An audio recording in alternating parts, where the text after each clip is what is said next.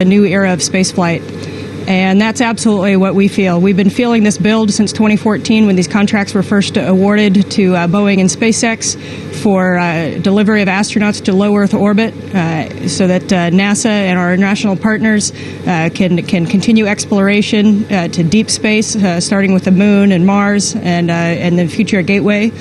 And so what this is a very significant step that marks opening up of the low Earth orbit to commercial companies, not only to shuttle NASA, but perhaps other customers. This is a model where NASA is one customer of many, and so I think that the possibilities are endless for low Earth orbit for science research and commercial companies.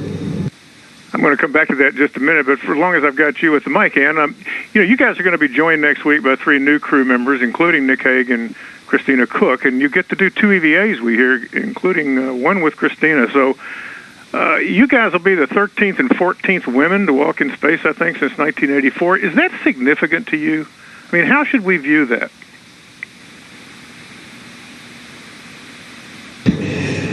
Yes, we do have the new crew coming up. We have 3 EVAs scheduled at the end of March. We are very fortunate to work with a very highly skilled and highly trained crew.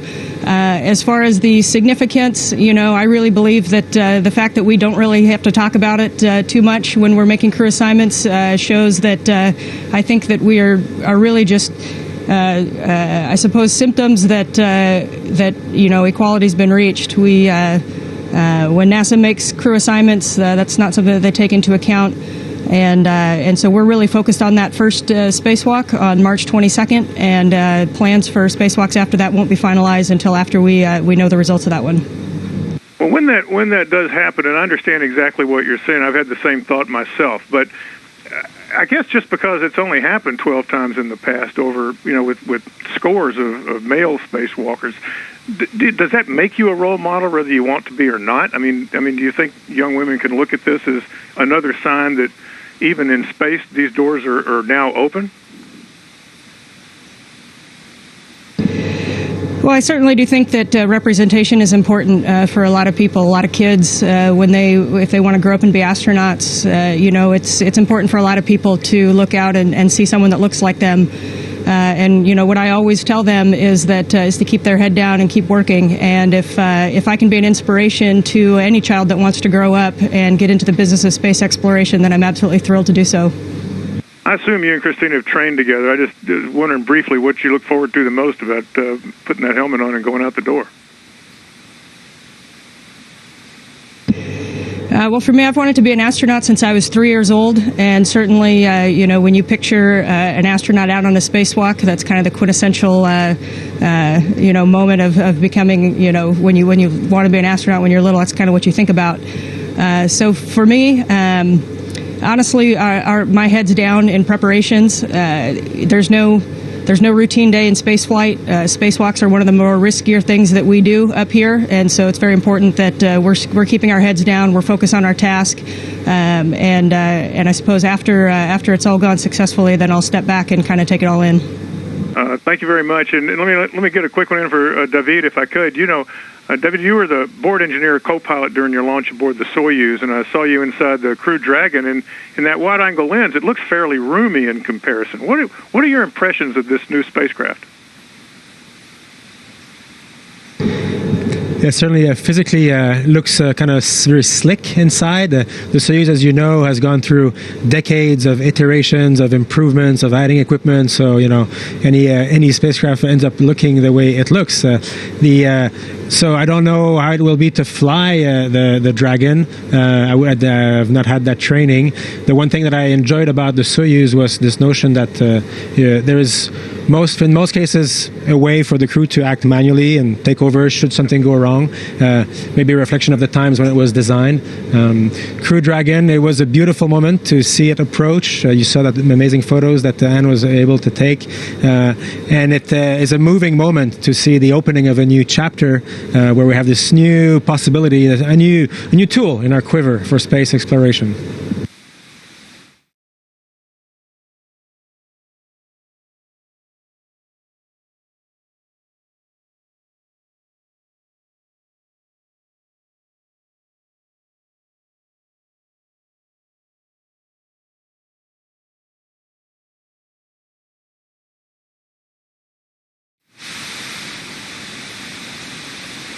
Station, this is a station. That concludes the CBS News portion of the event. Please stand by for a voice check from NBC News.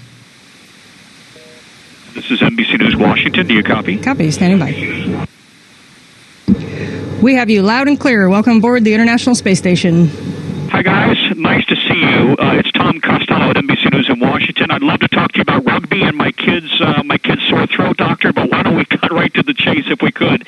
I'll tell you what, Dr. Saint-Jacques, can we begin with your thoughts about how we are now looking at a new era in space? Are you guys excited about following the SpaceX launch, and now we've got a Boeing mission coming up? Does it feel to you like a new day has dawned? I tell you what, the way that you said it absolutely right. The new day has dawned. This is the dawn of a new era in spaceflight, and those of us that have been involved in the business over the past years have been feeling this momentum build. And I've shared with friends and family over the past years that we are on the cusp of an absolutely amazing period of spaceflight. Never in the history of spaceflight have American astronauts, trained to fly on 4 separate vehicles and developed 4 separate vehicles at the same time. And that's what we're doing right now. So our astronaut corps of less than 60 astronauts are currently, flying and training and developing, continuing on the Soyuz. Now we have Boeing and SpaceX and Orion as well for deep space exploration. So it's absolutely amazing when you think about the destinations that we can go to, and commercializing low Earth orbit really opens up the possibilities not only for NASA but for industry. All right, I'll tell you what, Colonel, can I stick with you for just a minute here? I hate to ask a redundant question, but we all have to ask Tom questions on our own time. You are about to participate in an all-female spacewalk, and I'm wondering, does that also feel like, breaking barriers? I do understand that. I think that's how it can be seen. I think from our perspective, we're really focused on our first spacewalk on March 22nd. And then we kind of these events are very significant. They're very complicated, and they're one of the riskier tasks that we undertake. And so up here on Space Station, our heads are down. We're focused on the work, and I think maybe after that I'll have time to reflect on it. But you've been a groundbreaker. I'm going to just push the point for a minute, Colonel. You have been you've broken a lot of ground in your career. It has to feel rewarding that you're going to be part of this team, an all-female team on a spacewalk. I tell you, the team of 4 astronauts that we have here, with David and Nick, Christina, and myself, I couldn't ask for a better team. I think even more significant is that this is all of our first space flight. And so we have been entrusted to do 3 spacewalks with 4 first-time flyers, and our training has prepared us for this moment. We are ready for the technical tasks, and we're really looking forward to doing the mission. All right, one more question for you, Colonel, and then David. But Colonel, talk to me quickly now, if you don't mind. The Today Show tomorrow is going to be celebrating International Day of the Woman. And you've got a unique vantage point from up there looking down on the entire globe. What is your message to women around the world and young girls and women on this International Day of the Women? We'll put this on the Today Show.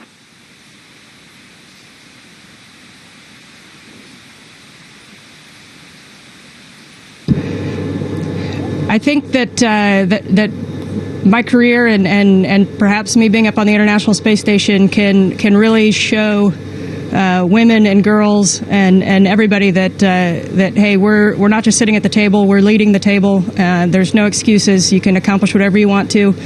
You just gotta throw your hat in the ring. You gotta get out there and do it. And Dr. Saint-Jacques, I don't want to miss an opportunity to ask you as well. The Canadian up on board that space station, what does it feel like to you to have now, it appears to be the dawn of a new era in manned spaceflight to the space station and beyond? Yeah, you put it well. It is really an emotional moment. It was an emotional moment to see the docking. We're kind of already sad to imagine that already Dragon, we're going to have to bid farewell to Dragon. And I remember thinking to myself, wow, really, there is an amazing momentum around the world led by the United States and NASA. And I'm very proud, particularly, that Canada has joined the bandwagon on the next step. And we're going to join to the projects of Gateway and then hopefully further on to Mars. And all these futuristic dreams, we can see a glimpse of them with things like Crew Dragon. It really is rare, of course, that we have new spacecraft, so this is a moment to cherish, and it's kind of fun to let your imagination go run wild into what this could lead us to. Congratulations to you both. Thank you for your time.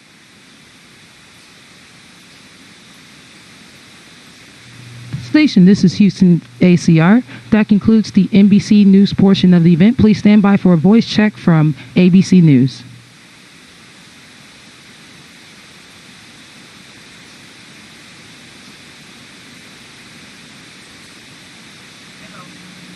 Station, it's David Turley, ABC News. How do you hear me? We have you loud and clear. Welcome up to the International Space Station. Thank you, Lieutenant Colonel. Heard your words on the welcoming ceremony for Crew Dragon. They were quite touching. What were you hoping to accomplish with what you said as this space capsule arrived at station?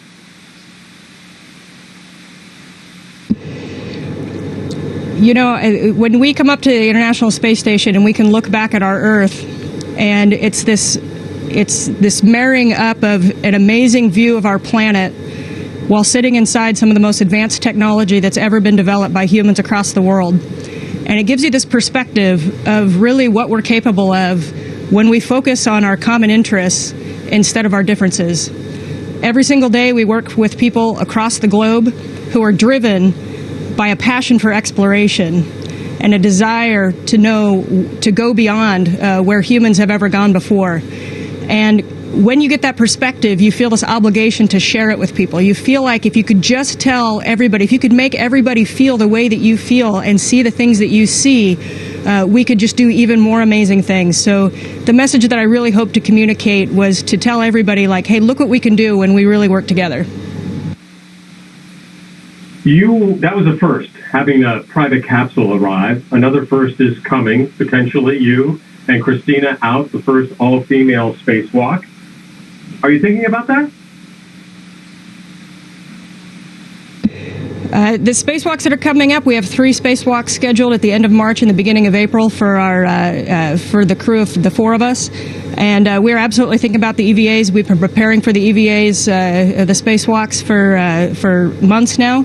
And as we get closer, our first spacewalk is on March 22nd, and the teams are all diligently preparing for it, and we are looking forward to it.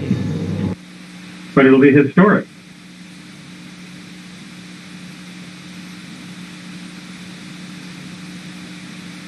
Did you get that? It'll be historic, all female.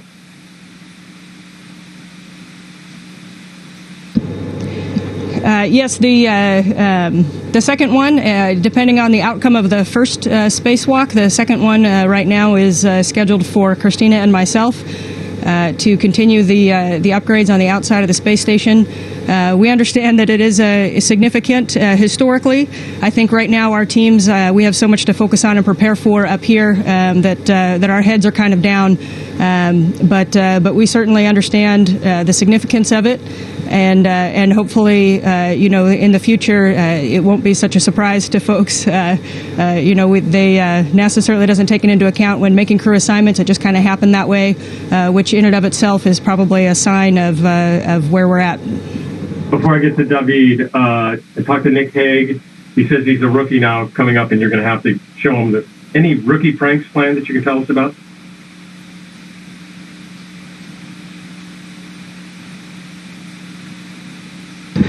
Well, yeah, we've been talking a lot about tricks on the ascent. We're both the kind of co-pilots of the Soyuz, so there's a lot of tricks that we share among ourselves.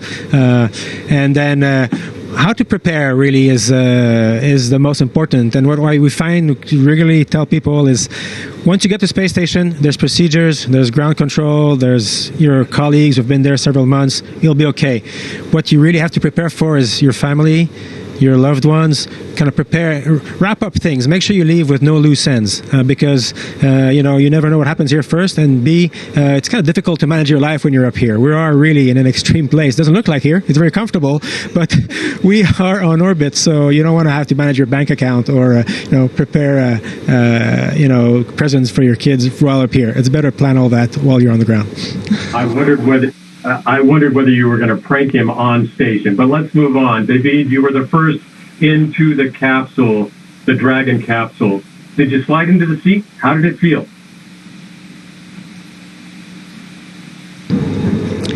Yeah, so I had I guess I pulled the lucky straw there, and was the first one to open that hatch. But as everything we do here, and Anne put it well previously, it's kind of a mixture of magic and of just very mundane technicalities. I was focused on getting the steps right, because whenever you do something new for the first time, you got to get extra focus because it's the first time, right? You're just reading this from procedures or from training. So even though it was historic and emotional, we were really heads down, making sure we were doing everything step by step correctly. But I had these moments of wow, aha, when the light of the inside and the view of the beautiful cockpit, it kind of looks a bit like a business class spacecraft.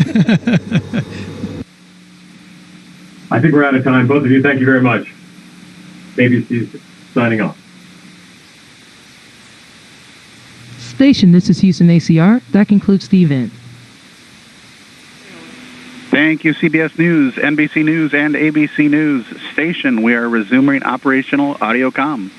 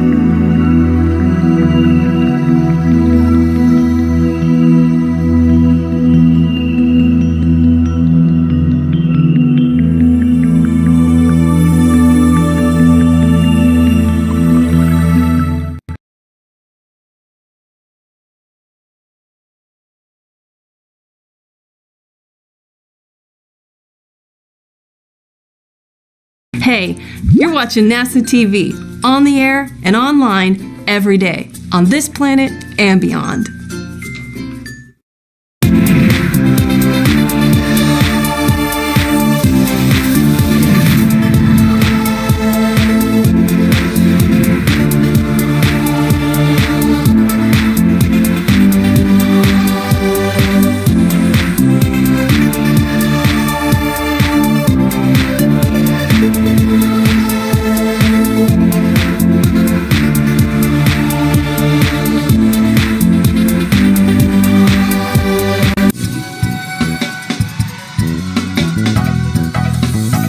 Welcome to Watch This Space. I'm NASA Administrator Jim Bridenstine. Today I want to start by celebrating the amazing accomplishments of our Opportunity rover on Mars. Originally planned for just 90 days, Opportunity explored the Red Planet for an astonishing 15 years. Along with its sister rover, Spirit, which also far outlived its original mission, Opportunity brought us new discoveries about our planetary neighbor that will inform future robotic missions and even human missions to Mars. We gave an update on the mission February 13th at our Jet Propulsion Laboratory. Last night, the team made its final planned commands. At the time, part of the team went up to Mission Control to send up more commands to ask the rover to respond. One-way light time is about 13 and a half minutes. It took 13 and a half minutes to get a signal up to Mars. And if the rover did respond, it would take another 13 and a half minutes to come back. To find out more on what the outcome was from last night, I'd like to introduce you to the panel right now. We begin with introductions. Our JPL Director, Mike Watkins, the NASA Administrator, Jim Bridenstine, and also the Associate Administrator, Thomas Zurbuchen. Thomas, we'll start with you. Thank you so much. I was there yesterday, and I was there with the team as these commands went out into the deep sky. And I learned this morning that we had not heard back. And our beloved opportunity remained silent. It is therefore that I'm standing here with a sense of deep appreciation and gratitude that I declare the Opportunity mission as complete. And with it, the Mars Exploration Rover mission as complete. This is a celebration of so many achievements. And I'll just start by saying, when this little rover landed, the objective was to have it be able to move 1,100 yards and survive for 90 days on Mars, 90 sols. And instead, here we are 14 years later, after 28 miles of travel, and today we get to celebrate the end of this mission. So it's an honor for me as the NASA Administrator to come out here to this amazing facility with so many amazingly talented people to say thank you for your great work, not just for our country, but for the science that people are going to be benefiting all over the world. They're going to be benefiting from this science for years to come. Spirit and Opportunity may be gone, but they leave us a legacy. And that's a legacy of a new paradigm for solar system exploration.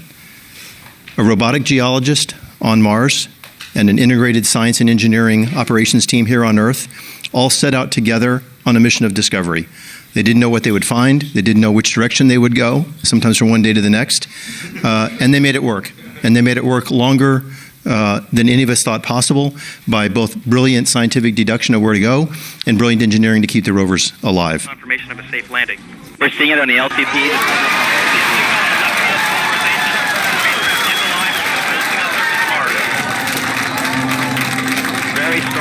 Opportunity hit a hole-in-one when she landed. The airbag system rolled into the small crater called Eagle Crater. And when the rover first turned on its cameras, it saw that the rim of the small crater was lined with exposed bedrock.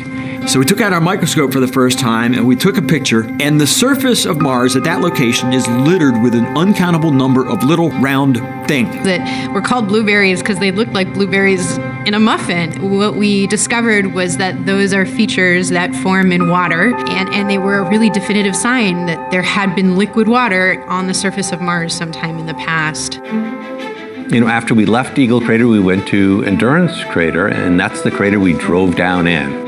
And there we did what the geologists call an in-sequence stratigraphic section, which is essentially reading the chapters of the Martian history book in reverse order. That rover became a stratigrapher. First time you had a stratigrapher on Mars. We knew we wanted to go after Endurance to Victoria. We put pedal to the metal and we started heading there, tens of kilometers away. We had to literally surf across these dunes of wind-blown material, and the rover got stuck in one of those. We had to get the rover unstuck. What we found is the best way to get it out is just to put it in reverse and gun it. The rover eventually popped out. And so we changed our driving strategy. So we recognized these ripples as hazards. We get to this giant half-mile diameter crater, Victoria Crater, and we want to figure out, how can we go into this thing? All of a sudden we got high-rise images. We could see the rover in the image. And that was the very first image that we got from space showing one of our rovers. We spent a year scouting the edge of that crater to decide where we wanted to go in to get the best stratigraphic section. We found a place to go in, and we drove down in, and we spent about a year inside Victoria Crater. The science team was really excited about the idea of driving to Endeavour Crater, over 20 kilometers away. This is a long drive to do. It was going to take multiple years, but they decided to do it anyways. There were too many of these dangerous ripples in our way, and we actually had to take this circuitous route that at times took us away from the crater, only to then cut back and then approach it more directly. And then we pull up to Endeavour Crater, and all of a sudden there's all these new things to look at. When we first discovered the homestake vein, it was this very, very bright linear feature. It turns out that there was a big gypsum vein, and we see these gypsum veins now all over. So it was our first taste of what is a really important process on Mars. We were driving to a valley, and along the way there, we realized that right about the point where we were about to get to this valley, that was when we were going to cross the marathon mark. So we said, well, that's cool. We're just going to name this valley after that, call it Marathon Valley. That was when we reached the distance of a marathon, 26.2 miles on another planet. We continued driving through some slopes down a little bit on the interior of the crater rim until we came back out so that we could continue on to the next valley, Perseverance Valley, where the rover was exploring when we lost contact. We said we're going to operate this vehicle until the day where we can't, and that's exactly what we did, and I'm really proud. We've set a foundation that will serve as the basis for future exploration.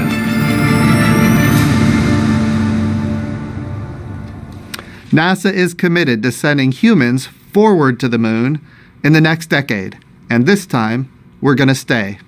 We want to establish a permanent, sustainable presence beyond Earth as we push farther into the solar system. To do that, we're going to need the next generation of lunar landers. We've already kicked off that process, and we held an industry day at NASA headquarters on February 14th to discuss the next steps.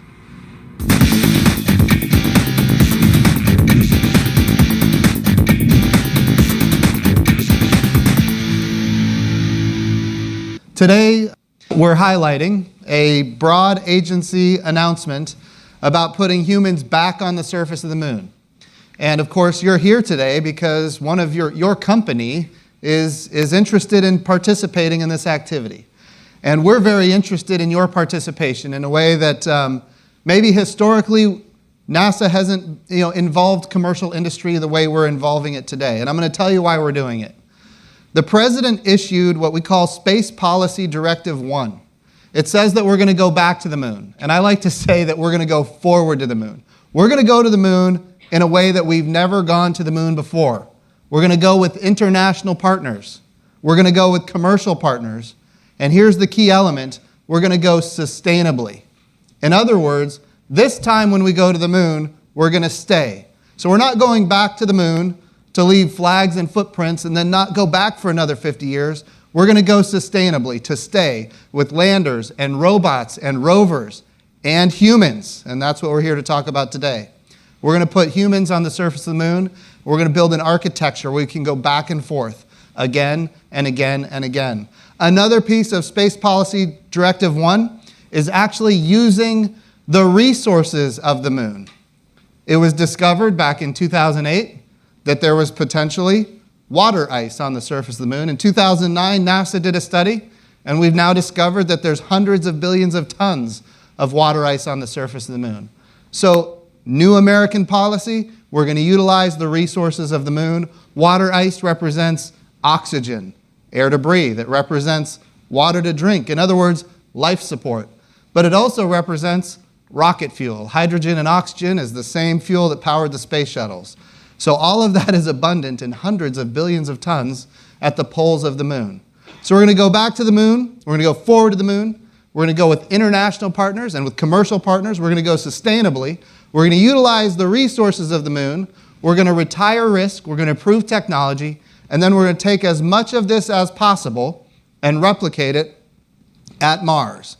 And this is all part of the President's Space Policy Directive 1 that we here at NASA are charged with moving out on. And friends, we're moving out very quickly. This is the beginning where we really Jim and I wanted to kick off and kind of show you the bigger architecture, the things we're planning, and how we think this is very different than what we did before when we went to the moon with humans. This is really sustainable. This is going to be fast. We're going to need the best and brightest from you in industry. We're going to need the best and brightest from the international partner community to pull all this off.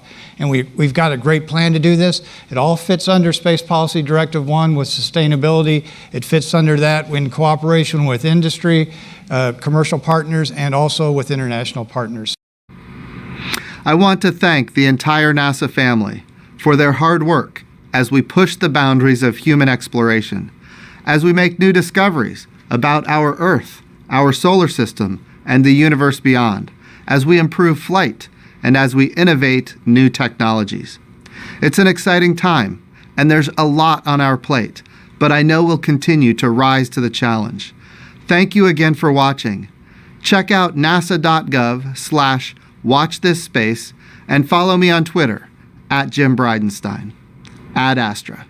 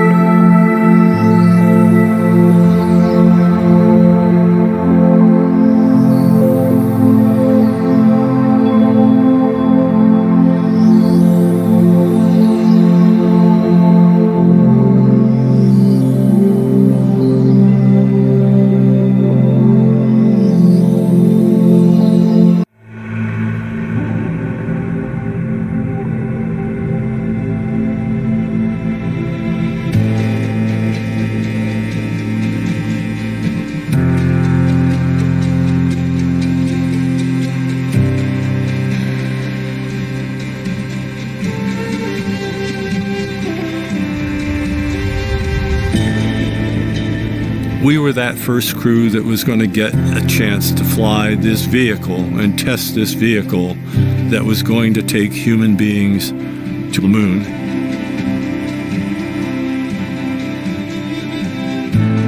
We were very, very aware of the time pressure, and everything has to go right if we're for sure going to meet Kennedy's goal of getting to the moon in that decade and back.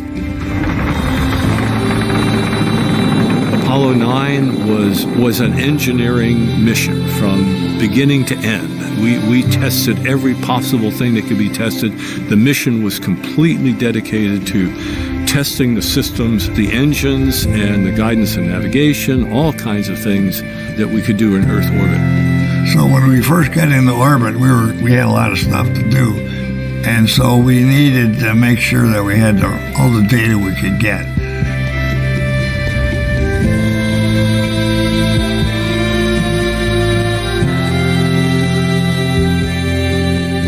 The lunar module had to land on the moon. I mean, that's what it was designed for. And then it had to get back up to the command module so there was a ride home.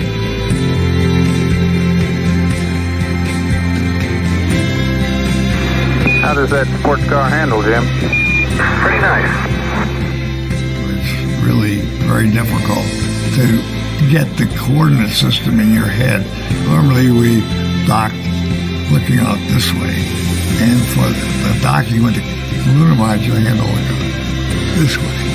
So the control system didn't operate the way it normally would. I mean, it was the most complicated, messy system of springs and levers and latches and unbelievably complex.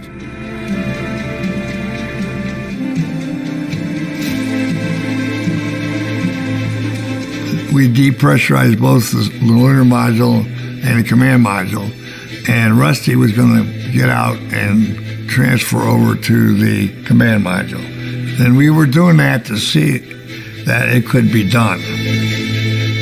I'm partway up the front of the lunar module, making sure that I could safely do that and not poke holes in the suit with the antennas and things. And everything was quiet. Nobody was talking. That beautiful Earth out there, I mean, that's when I really saw just the beauty of where I was.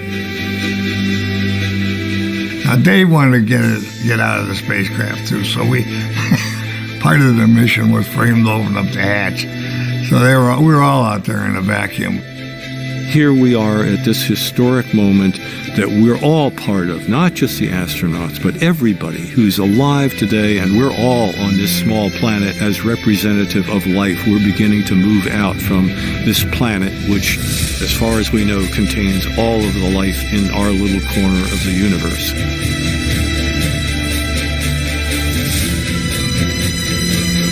It just worked beautifully. I mean, it was an amazing vehicle. Yeah, it was a hell of a ride.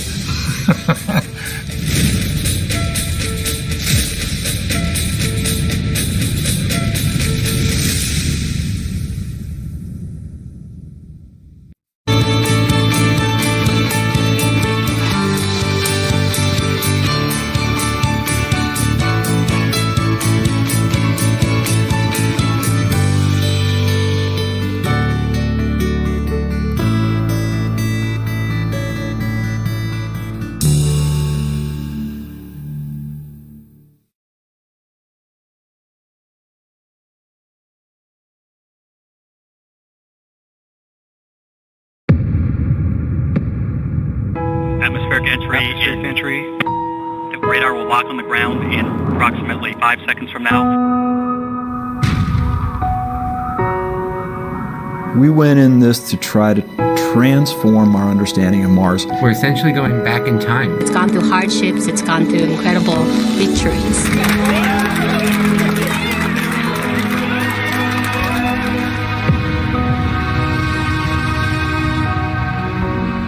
Opportunity is the Crater Exploring rover. These rovers have made Mars familiar to us. It basically found water from its lander. There is evidence of liquid water on Mars. So this was the first evidence of ancient surface water on Mars. A vehicle that could do science on the surface of Mars.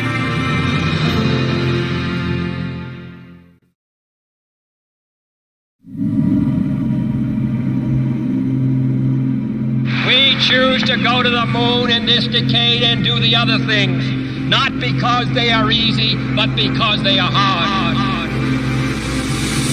T-minus 60 seconds and counting. We are go for Apollo 7 at this time. And from the crew of Apollo 8, we close with good night, good luck, a Merry Christmas, and God bless all of you on the good Earth. We have ignition sequence start. Engines on 5, 4, 3, 2. Listen, Tranquility Base here. The Eagle has landed. That's one small step for man, one giant leap for mankind. We leave as we came, and God willing, as we shall return, with peace and hope for all mankind. Run our way, Houston. From 1969 to 1972, we had, a total of 6 moon landings. 12 humans walked on the surface of the moon. We have elevated the human condition. We have improved human lives. We have raised the standard of living for every person on Earth because of space exploration. We're going to go back to the moon, and we're going to take what we learned there, and we're going to go to Mars.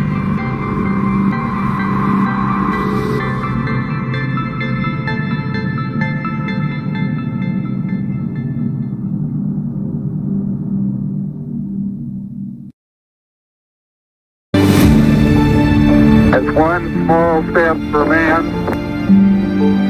one giant leap for mankind.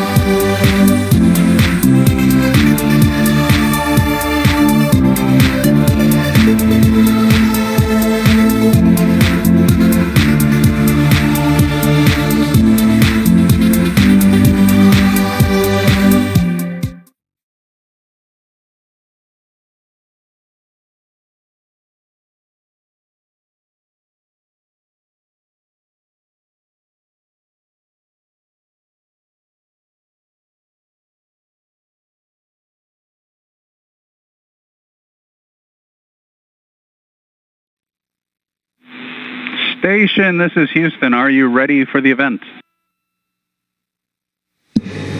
We are ready for the event, Houston. CBS News, this is Mission Control Houston. Please call station for a voice check. Station, this is Bill Harwood with CBS News. How do you hear me? We have you loud and clear. Welcome aboard the space station. Well, thank you very much, and we really appreciate you taking the time to chat. And, you took a fantastic photo of the Crew Dragon coming in against the limb of the Earth the other day.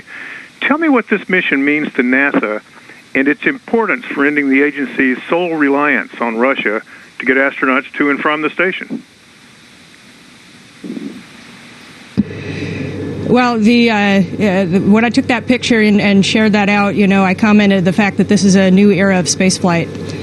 And that's absolutely what we feel. We've been feeling this build since 2014 when these contracts were first awarded to Boeing and SpaceX for delivery of astronauts to low Earth orbit so that NASA and our international partners can continue exploration to deep space, starting with the Moon and Mars and the future Gateway.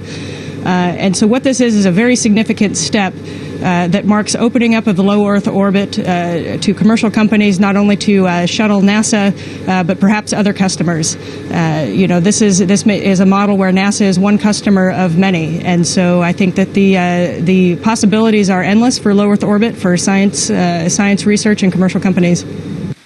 I'm going to come back to that in just a minute, but for as long as I've got you with the mic, Ann, you guys are going to be joined next week by 3 new crew members, including Nick Hague and Christina Cook, and you get to do 2 EVAs, we hear, including one with Christina. So you guys will be the 13th and 14th women to walk in space, I think, since 1984. Is that significant to you? I mean, how should we view that?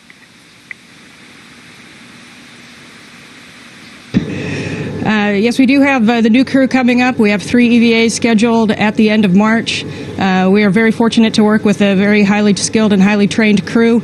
As far as the significance, I really believe that the fact that we don't really have to talk about it too much when we're making crew assignments shows that I think that we are really just I suppose symptoms that equality's been reached. When NASA makes crew assignments, that's not something that they take into account, and so we're really focused on that first spacewalk on March 22nd, and plans for spacewalks after that won't be finalized until after we know the results of that one. Well, when that does happen, and I understand exactly what you're saying, I've had the same thought myself, but I guess just because it's only happened 12 times in the past over, with scores of male spacewalkers, does that make you a role model, whether you want to be or not? I mean, do you think young women can look at this as another sign that even in space, these doors are now open? Well, I certainly do think that representation is important for a lot of people, a lot of kids. If they want to grow up and be astronauts, it's important for a lot of people to look out and see someone that looks like them. And what I always tell them is to keep their head down and keep working. And if I can be an inspiration to any child that wants to grow up and get into the business of space exploration, then I'm absolutely thrilled to do so. I assume you and Christina have trained together. I just was wondering briefly what you look forward to the most about putting that helmet on and going out the door. Well, for me, I've wanted to be an astronaut since I was 3 years old, and certainly, when you picture an astronaut out on a spacewalk, that's kind of the quintessential, moment of becoming, when you want to be an astronaut when you're little, that's kind of what you think about. So for me, honestly, my head's down in preparations. There's no routine day in space flight. Spacewalks are one of the more riskier things that we do up here, and so it's very important that we're keeping our heads down. We're focused on our task, and I suppose after it's all gone successfully, then I'll step back and kind of take it all in. Thank you very much, and let me get a quick one in for David, if I could. David, you were the board engineer co-pilot during your launch aboard the Soyuz, and I saw you inside the Crew Dragon, and in that wide-angle lens, it looks fairly roomy in comparison. What are your impressions of this new spacecraft? certainly physically looks kind of very slick inside. The Soyuz, as you know, has gone through decades of iterations, of improvements, of adding equipment. So, any spacecraft ends up looking the way it looks. So I don't know how it will be to fly the Dragon. I've not had that training. The one thing that I enjoyed about the Soyuz was this notion that there is in most cases a way for the crew to act manually and take over should something go wrong. Maybe a reflection of the times when it was designed. Crew Dragon, it was a beautiful moment to see it approach. You saw that amazing photos that Anne was able to take, and it is a moving moment to see the opening of a new chapter where we have this new possibility, a new tool in our quiver for space exploration.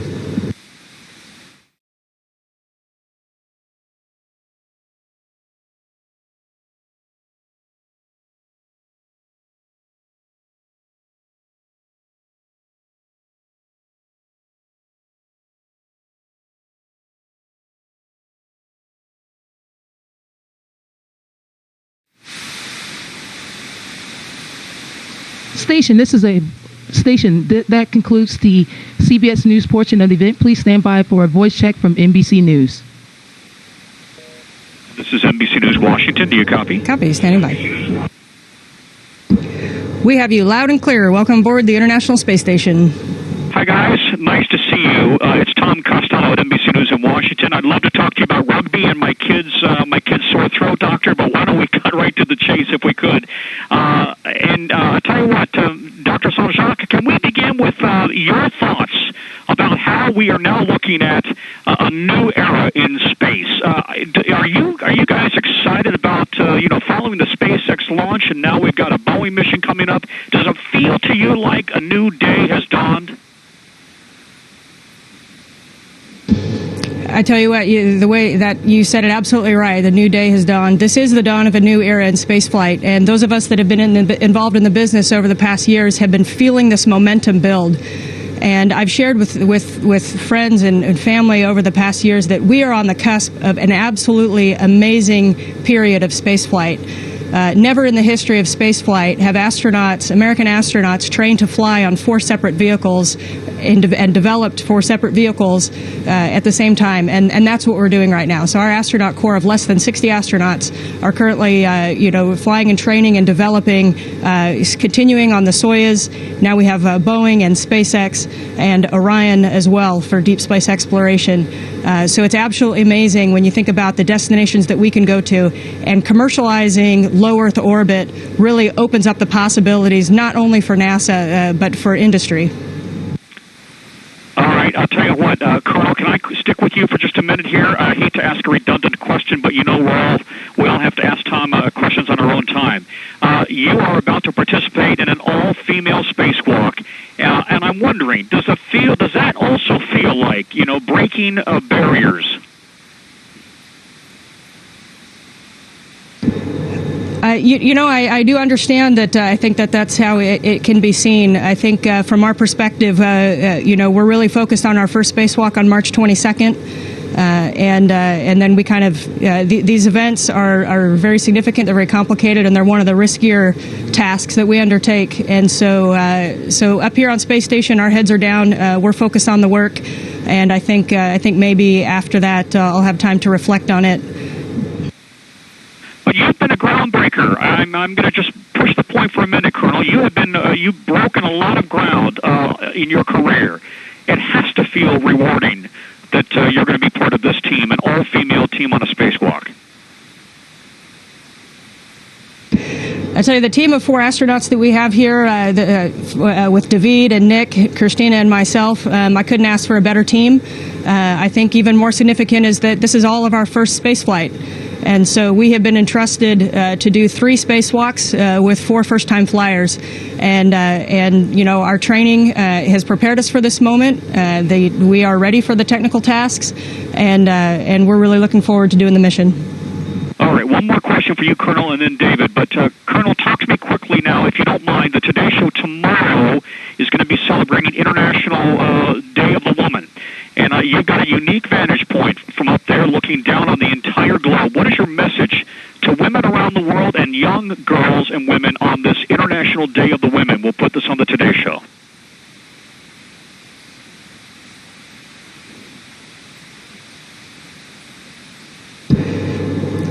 I think that my career and perhaps me being up on the International Space Station can really show women and girls and everybody that hey, we're not just sitting at the table, we're leading the table. There's no excuses. You can accomplish whatever you want to. You just gotta throw your hat in the ring. You gotta get out there and do it. And Dr. Saint-Jacques, I don't want to miss an opportunity to ask you as well. The Canadian up on board that space station, what does it feel like to you to have now, it appears to be the dawn of a new era in manned spaceflight to the space station and beyond? Yeah, you put it well. It is really an emotional moment. It was an emotional moment to see the docking. We're kind of already sad to imagine that already Dragon, we're going to have to bid farewell to Dragon. And I remember thinking to myself, wow, really, there is an amazing momentum around the world led by the United States and NASA. And I'm very proud, particularly, that Canada has joined the bandwagon on the next step.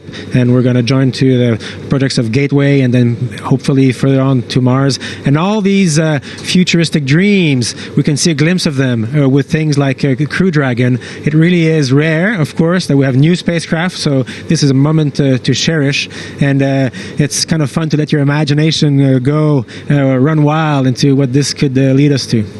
Congratulations to you both. Thank you for your time.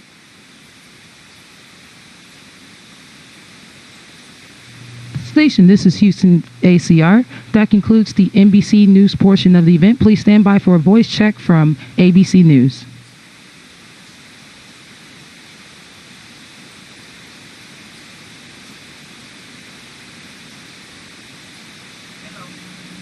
Station, it's David Curley, ABC News. How do you hear me?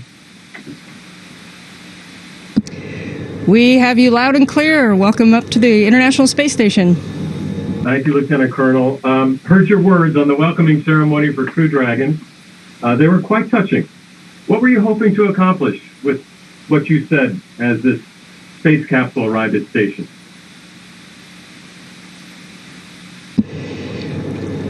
When we come up to the International Space Station and we can look back at our Earth, and it's this marrying up of an amazing view of our planet while sitting inside some of the most advanced technology that's ever been developed by humans across the world. And it gives you this perspective of really what we're capable of when we focus on our common interests instead of our differences.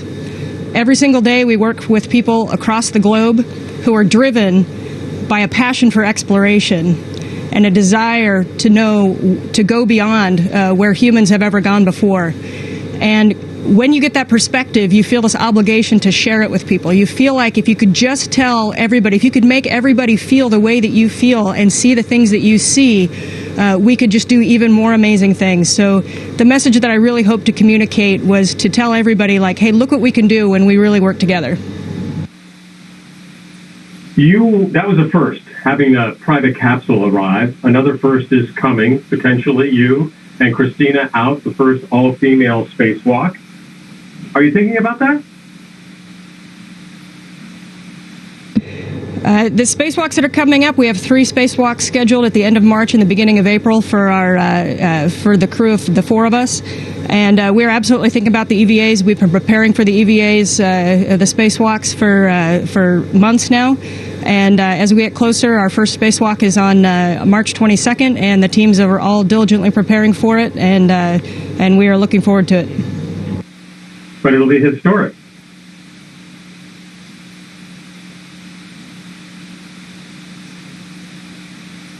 Did you get that? It'll be historic, all female.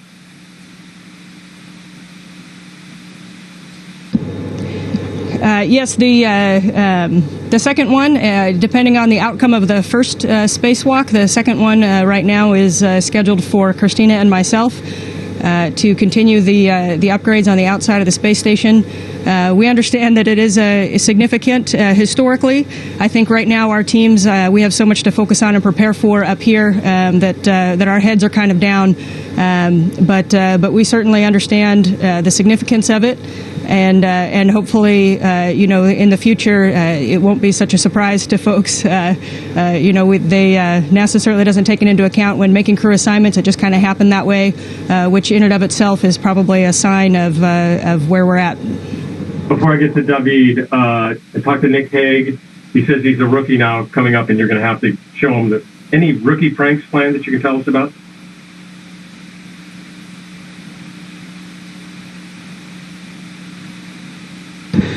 Well, we've been talking a lot about tricks on the ascent. We're both the kind of co-pilots of the Soyuz, so there's a lot of tricks that we share among ourselves.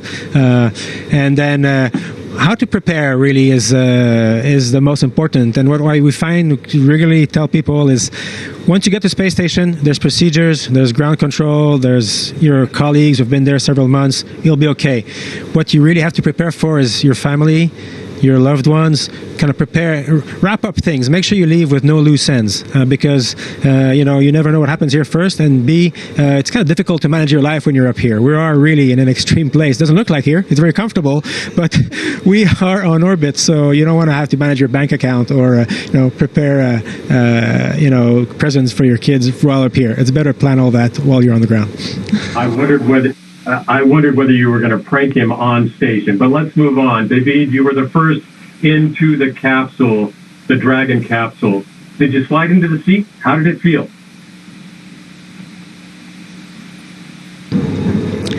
Yeah, so I had I guess I pulled the lucky straw there, and was the first one to open that hatch. But as everything we do here, and Anne put it well previously, it's got a mixture of magic and of just very mundane technicalities.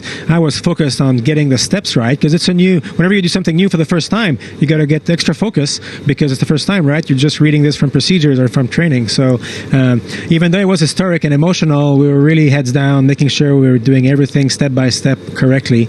But I had these moments of wow, aha, when the light of the inside and the view of the beautiful cockpit, it kind of looks a bit like a business class spacecraft. I think we're out of time. Both of you, thank you very much. ABC's signing off. Station, this is Houston ACR. That concludes the event. Thank you, CBS News, NBC News, and ABC News. Station, we are resuming operational audio comms.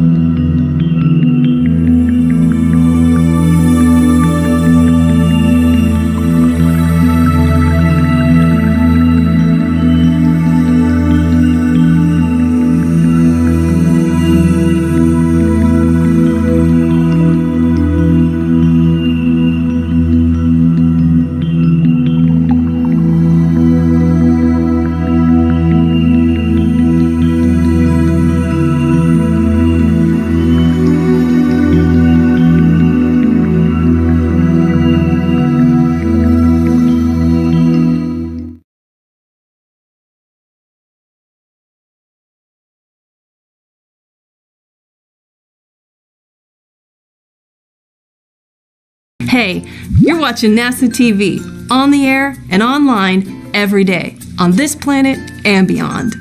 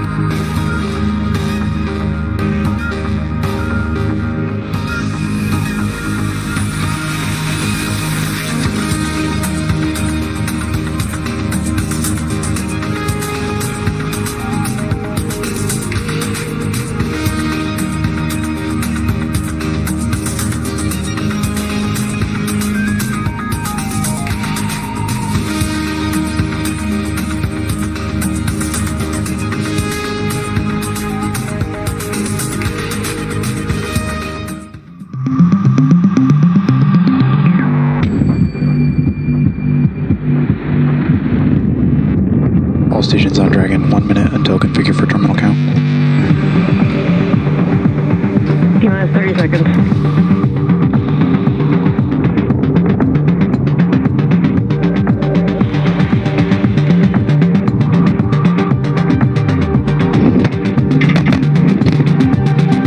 Minus 15 seconds. Falcon 9, go for propellant loading. Dragon is in countdown. 5, 4, 3, 2, 1. Ignition.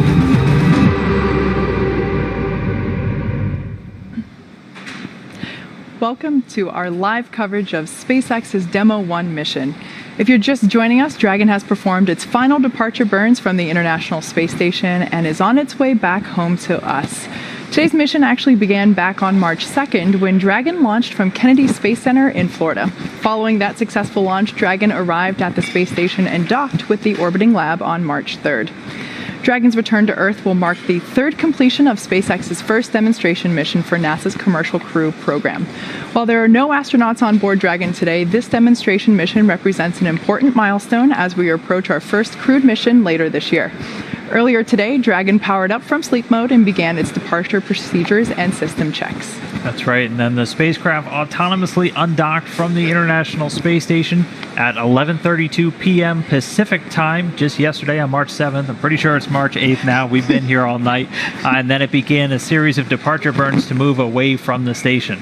We're going to be bringing you live coverage of the rest of the mission from the moment that Dragon jettisons its trunk to the deorbit burn all the way to that splashdown, which we're targeting for 5:45 a.m. Pacific time, with Dragon scheduled to splash down about 230 statute miles east of Kennedy Space Center.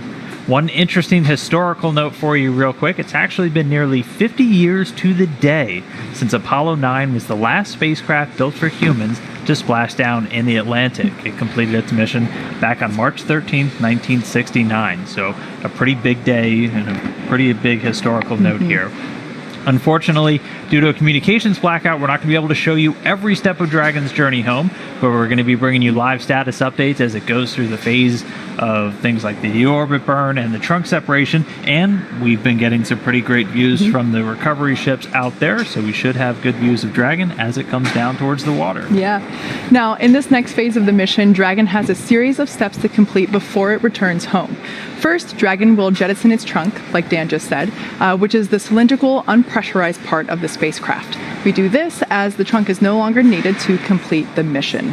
Yeah, that's going to be coming up in about 15 minutes or so. And like we said, we can't show every part of this for the mission, but we are going to be listening to the flight control teams. Again, we have one here right behind us in Hawthorne, and they're the ones basically monitoring all of Dragon systems just like they've been doing since it lifted off 6 days ago.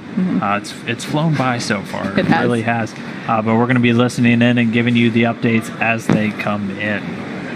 Now, if you've been following along so far this morning, you might have seen us on the earlier webcast last night, this morning. It's hard to tell what time of day it is at this point. But you saw Dragon complete a series of burns. There were a number of departure burns away from the International Space Station that Dragon completed, which allowed the spacecraft to move further and further away from the station in a series of choreographed maneuvers. Everything went really well, and like we said, now we're just awaiting for that trunk separation. And after that, we'll have a pretty exciting deorbit burn and a splashdown. So we're looking forward to all that. Yep. Yeah, at this point, the Dragon spacecraft is well below the International Space Station and quite a few kilometers ahead of it at this point. And that's just to make sure once that trunk's separated, it's not on the same orbital plane, basically, as the International Space Station is. So that'll be the next major milestone coming up. And then that deorbit burn, which we'll go through all of those times in just a little bit. But it's going to be about a 15-minute firing of those thrusters on Dragon.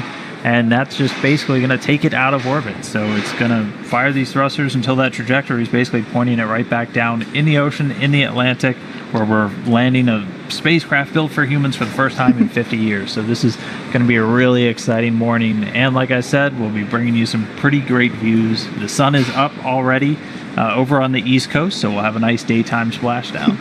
As someone who has seen this specific vehicle get built over the last couple of years. It's pretty incredible to, like I mentioned earlier in today's webcast, to actually see the astronauts on board the International Space Station floating in and out of the capsule as they were opening the hatch, and that was very exciting. And then upon the departure burns earlier, to see the imagery from the station as Dragon was leaving, it was just incredible. We had some amazing shots, and we've seen the artistic renderings for a couple of years now, what it would look like when Dragon was on station, and to finally see it was just a wonderful moment in terms of those of us that have had so many hours put into this spacecraft. It almost didn't look real when Yeah. you see it, when you actually saw it flying out there. But I mean, since it departed, that happened early in the cruise day on board the space station, so they've since moved on to a bunch of other tasks. They actually woke up about an hour before Crew Dragon undocked, as they're operating on Greenwich Mean Time, so it was early in the morning for them. But they did offer some great words as Dragon undocked and flew away once it was outside of the approach ellipsoid, so about a kilometer or so away from the International Space Station. And as Kate said, it executed all of its departure burns. It executed 4 departure burns following that initial separation, basically taking it out in front and then up around and then finally out beneath the International Space Station, where it's now on its orbit awaiting this trunk separation and eventually the deorbit burn. Yeah. So in terms of SpaceX history, this demonstration mission is incredibly important, as it's, like I said, the demonstration of our crew program. Interestingly enough, the Dragon spacecraft that's hanging behind me here in Hawthorne, California, SpaceX headquarters, is similarly the same demonstration mission of our cargo program that we've been operating for NASA for the last couple of years in terms of the cargo resupply missions to the International Space Station. So who knows if the Demo 1 capsule will also be hanging behind us here in Hawthorne. I don't think we have the structural support for that, but in terms of what you see behind me, it's similar in terms of historical referencing for the importance of today's mission. And that capsule actually already has another mission on the books for it. SpaceX is planning to use it in their Ascent Abort test coming a little bit later this year. That'll be between Demo 1, which we're about to wrap up today, and Demo 2, which will be the first flight that we actually have our astronauts on board that spacecraft. Bob Behnken and Doug Hurley, the 2 NASA astronauts, will be the first one to take Dragon into space. And the Ascent Abort, that will be a pretty cool test to see. I wouldn't want to be involved with it because that's a lot of G-forces, but it'll be really important for us to be able to demonstrate the ability for the capsule to leave the vehicle in an urgent need to do so. So we're all looking forward to that test flight, as it's also something we've been working towards for the last couple of years. And yeah, that should be coming up in a couple of months here. Yeah, and that'll be the second abort you guys have done, because you did a pad abort test already with the Dragon spacecraft. So basically just really putting the vehicle through all of the paces, all of these different abort tests, missions like this one right now, all ultimately with that goal of sending humans to the International Space Station on a Crew Dragon. Yeah. Something else really interesting about today's mission, and in fact the commercial crew program going forward in terms of SpaceX's approach to landing the capsules, we are landing them in the Atlantic, like we mentioned earlier, whereas the cargo resupply mission Dragon capsules have all landed in the Pacific. So today is really exciting. We're really pumped to bring you footage of our recovery team as we pull Dragon out of the Atlantic Ocean. It's a lot of firsts today. It's been a lot of firsts all week, and to say the adrenaline has been pumping around here is an understatement. Yeah, we even had a crowd earlier this morning behind us gathered down at the control, and there's even more crowd. Yeah, now it's 4:30 in the morning here on the West Coast, but the crowd is already starting to gather here at SpaceX headquarters. But interesting note, normally those cargo Dragons landing over in the Pacific, and while this vehicle ultimately designed for crew, it's also carrying some cargo. It carried about 400 pounds of cargo up to the International Space Station, and it's been packed with a little over 300 pounds for the return trip home. And that's broken out across a couple of different areas. One of the more interesting ones, and one of the ones NASA's really keen on, is it's bringing back what we call utilization, so some science samples. It actually has 2 bags. They're basically like coolers on board that are packed with these cold bricks that we're able to put science samples in. So the ones that are coming back home today using some of the human research projects on board the International Space Station. As we like to say, the astronauts are experiments themselves. We're always poking and prodding while they're up there just to see how the human body changes and reacts in microgravity. And a lot of the samples from a couple of those projects are coming home on Dragon today. Also bringing home a couple of radiation monitors, and one thing that our program manager, Kirk Shireman for the Space Station program, noted, it's also going to have a fan pump separator on it, and that's actually a piece, it's a piece of the spacesuits, the EMUs, the extravehicular mobility units. I'm from NASA, and we still use way too many acronyms, and it's a piece that actually failed on orbit some time back, and they're bringing it home to take a look at it. It was since replaced with a spare unit. And we do have some spacewalks coming up in March. So very busy time in space right now, but right now kind of all focused on watching this Dragon come home. So the next milestone that we have coming up in about 7 minutes is the trunk separation. We will take a break for a few minutes while we await that, so stay tuned and we'll see you in a couple.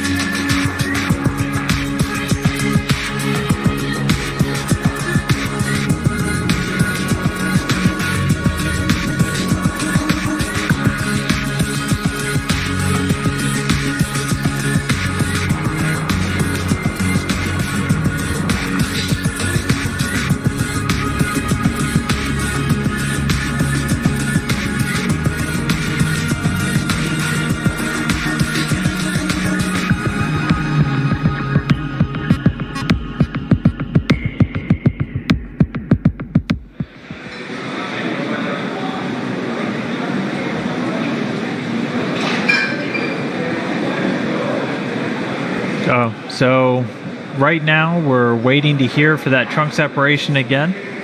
We are expecting to get that call just on the internal nets any moment now. That'll be the next major milestone, and then it'll be on to deorbit burn.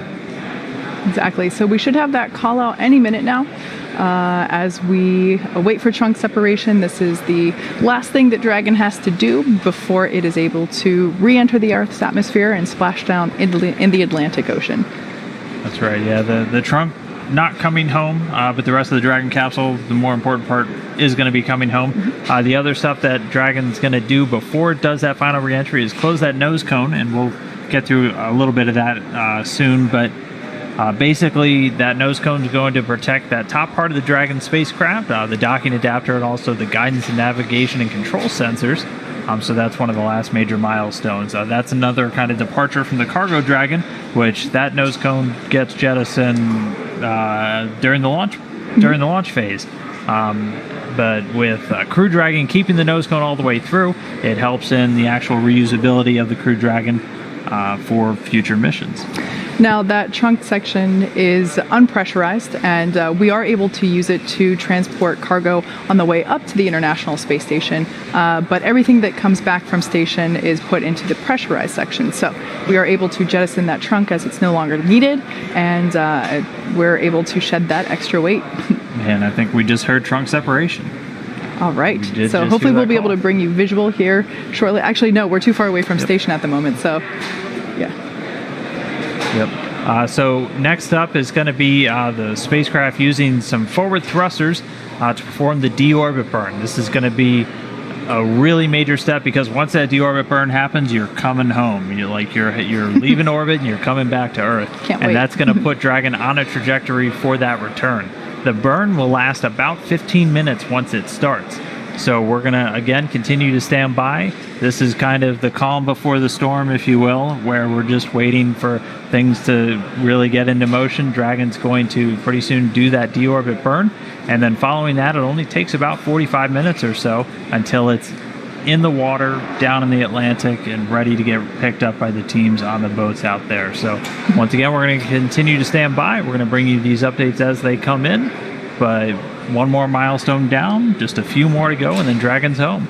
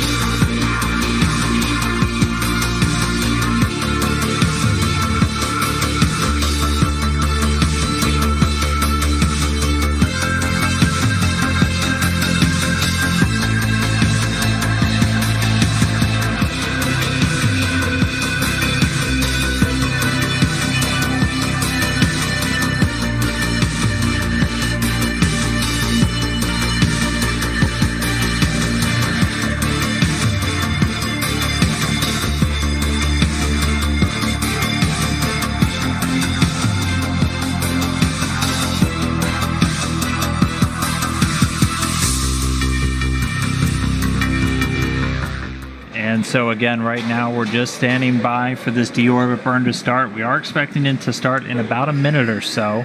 And then after that, it's going to take a little over 15 minutes to complete. Yeah, so we have already jettisoned the trunk, as you heard us talk about a couple minutes ago. That was the last thing Dragon needed to do before it is able to re-enter the Earth's atmosphere.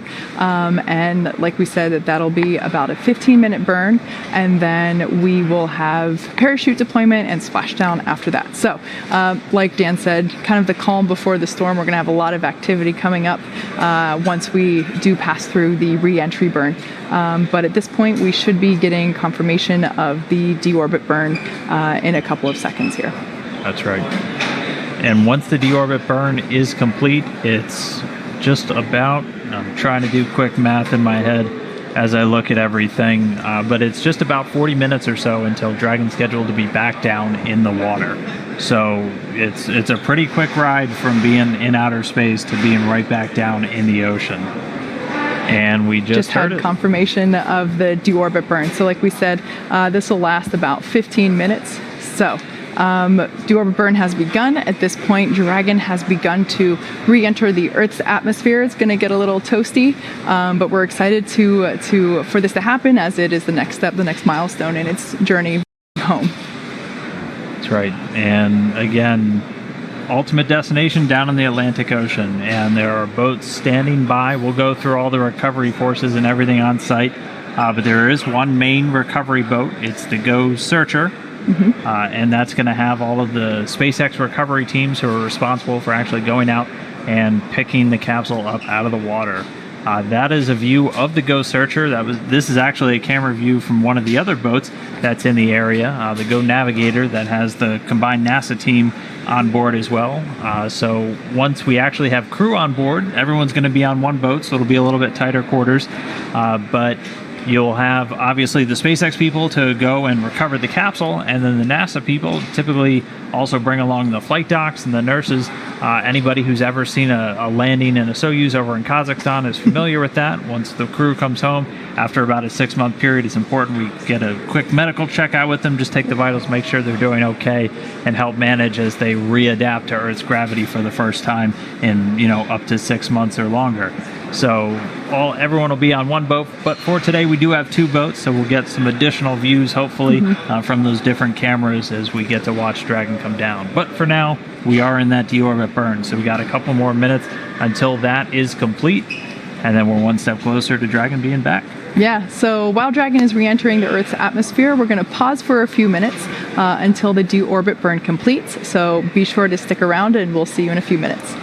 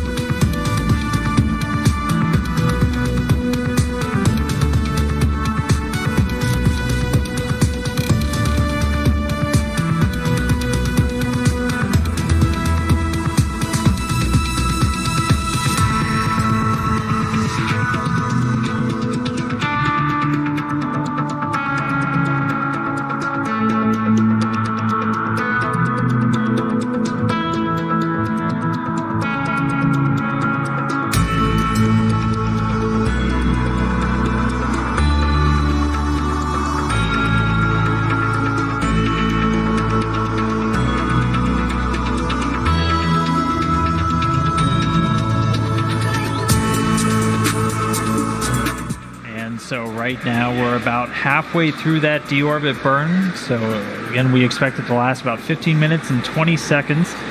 The visiting vehicle officer all the way back in Houston was just reporting to the station flight director, again, that we were about halfway through.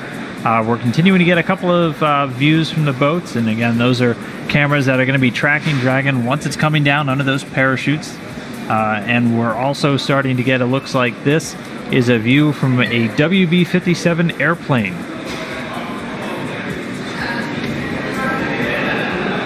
And so we have a number of assets out there off the Florida coast. Again, there's two ships, both with tracking cameras on board.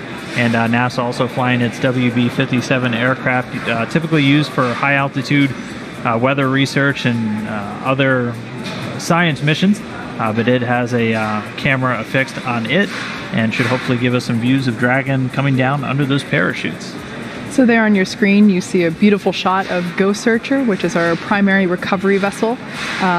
There on the front part of the ship, you can see what would essentially be the crew's quarters during the wait. They could be out to sea, depending on how rough the waves are, for a couple of weeks to just a couple of days, depending on the splashdown point. So they're coming into the view on the right-hand side of your screen. At the top is actually the helipad. For helicopters to land if we need to take the astronauts to shore quicker than just having them ride along on the ship.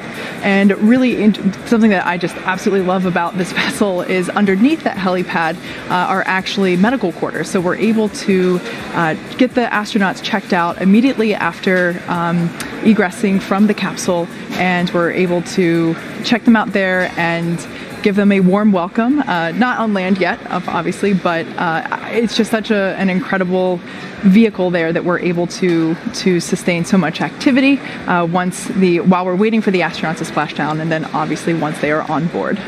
It's also important to note, so right now the teams are about 200 or so, give or take, nautical miles off the coast. That won't be the case when we are bringing crew members back. That landing zone much closer in. I think it typically ranges out about 20 to 24 nautical miles or so away from the port. So that gives them the capability to then get back in within just a couple of hours instead of a little over a day that it's looking like it's going to take the teams to bring Dragon back after this mission. But there we have some views from Dragon as it is re-entering the atmosphere. It's pretty dark in space.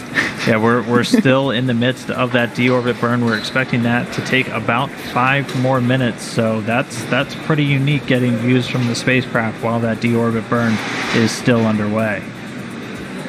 But again, this is just the final maneuver, that final firing of those Draco thrusters, just to bring Dragon out of orbit and set it up on a trajectory to ultimately splash down over there in the Atlantic, where, as you were just seeing, the recovery teams are standing by, ready and waiting to receive.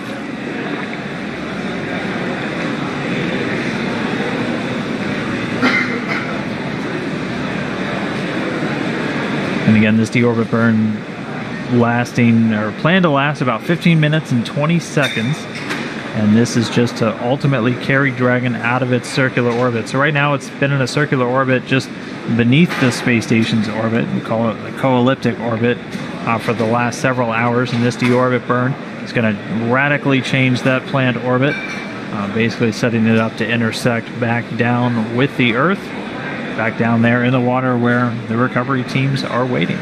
Now that we have a full view of the recovery vessel on the very right side of your screen, we can see a portion of the ship that we weren't able to see before, and that's actually the portion of the ship where once the Dragon capsule is close enough, it will be lifted up out of the water by that vertical piece that you see there. It'll actually actuate out over the water and lift the Dragon capsule up out of the ocean and then bring it back onto the boat and set it down into its nest.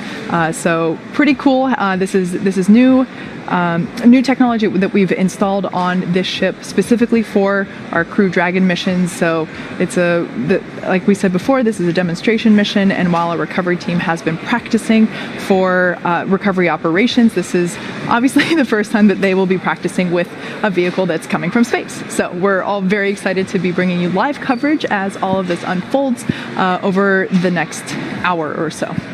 And to give you a timeline of that recovery period, it's expected to take a little under an hour or so for the teams to actually have the capsule back up on the boat, which in a situation where there's crew on board, that's about that hour to get the crew out of the water and onto the boat so they can do all of their initial medical checks and everything else that we typically do after crew members are returning from these long duration missions.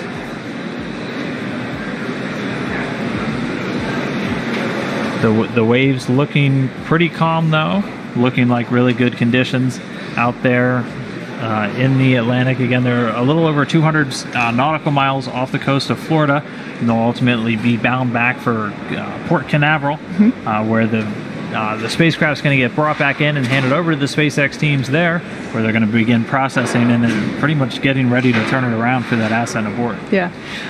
We've been monitoring the recovery weather conditions over the last several days, and now that Recovery Day has come upon us, we can see that we have beautiful skies and in my unprofessional nautical knowledge, relatively calm seas by my eyes. But it's really difficult to be able to predict what the weather is going to be like at sea very far in advance. So we're all very happy to be able to have clear imagery of the recovery team as we make progress here. I feel like we've lucked out with Florida weather so far on this mission. All right, and we're here, and there's about 1 minute left in this deorbit burn, so just about done with that. And again, this is just that final maneuver to begin bringing Dragon out of space and down to the ocean. We're still getting a couple of views from on board the Dragon spacecraft. That's what you're looking at right now.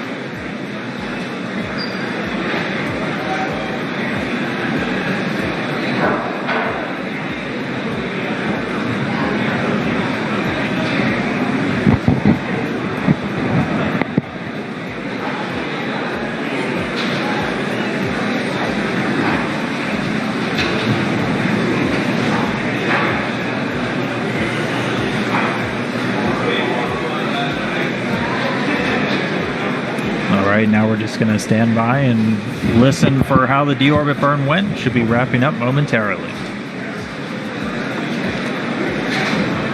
So like Dan said, we are waiting confirmation of the conclusion of the deorbit burn. It's been going on for the last several minutes, and like we said before, Dragon departed space station earlier today, performed a number of departure burns, and now we are hopefully just exiting the final burn, and that's the re-entry burn. And there on the left-hand side of your screen, you can see our recovery vessel waiting for the splashdown of Dragon. Once we exit the re-entry burn, we will have parachute deployment. The first one of those will be the drogue chutes, the smaller chutes that slow the vehicle down, followed by the main parachute deployment. And that will slow it down even further, allowing it to come to a slower velocity as it approaches the surface of the ocean. And we are being told that was a nominal burn. So the deorbit burn is complete. Dragon is on its way home. And so the next thing that's going to happen is that nose cone on Dragon is going to get closed. We heard that process is now in work. And then it's time for Dragon to really get through the Earth's atmosphere and ultimately splash down. So that's where the vehicle is going to heat up tremendously, because again, you have to keep in mind Dragon traveling at thousands of miles per hour right now. And when it hits the thicker part of the Earth's atmosphere, it's going to heat up tremendously from the friction. And this is actually video of the nose cone starting to close on the Dragon spacecraft.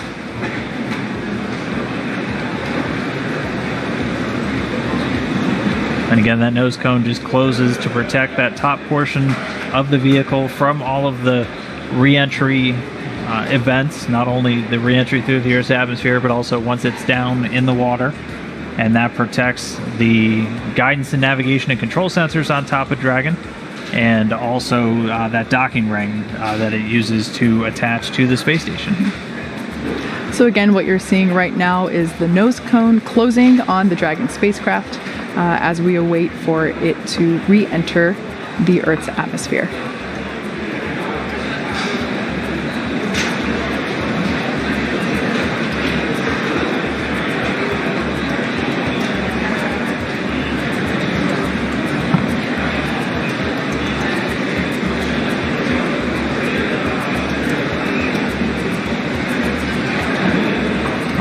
So that nose cone looks like it's just about closed. We'll wait for final confirmation that everything looks good with it. But then pretty soon we're going to be looking towards the actual entry interface. So that's, again, where Dragon starts hitting enough atmosphere that it's going to start heating up. Because right now it's still high enough, even following that deorbit burn, that it's still not feeling those effects. But the atmosphere is going to get thicker as it starts to descend, and that's going to heat the vehicle up. That's why you always have this heat shield on the bottom of these spacecrafts, and that's why a lot of them are in these this conical shape. As a lot of engineers I've talked to, they like to say physics haven't changed since the 1960s. When we made the spacecraft back then, it was for that it was that shape for a reason, and so that's why it's so common to see this capsule design. Just because of how you re-enter the Earth's atmosphere, it makes a lot of sense.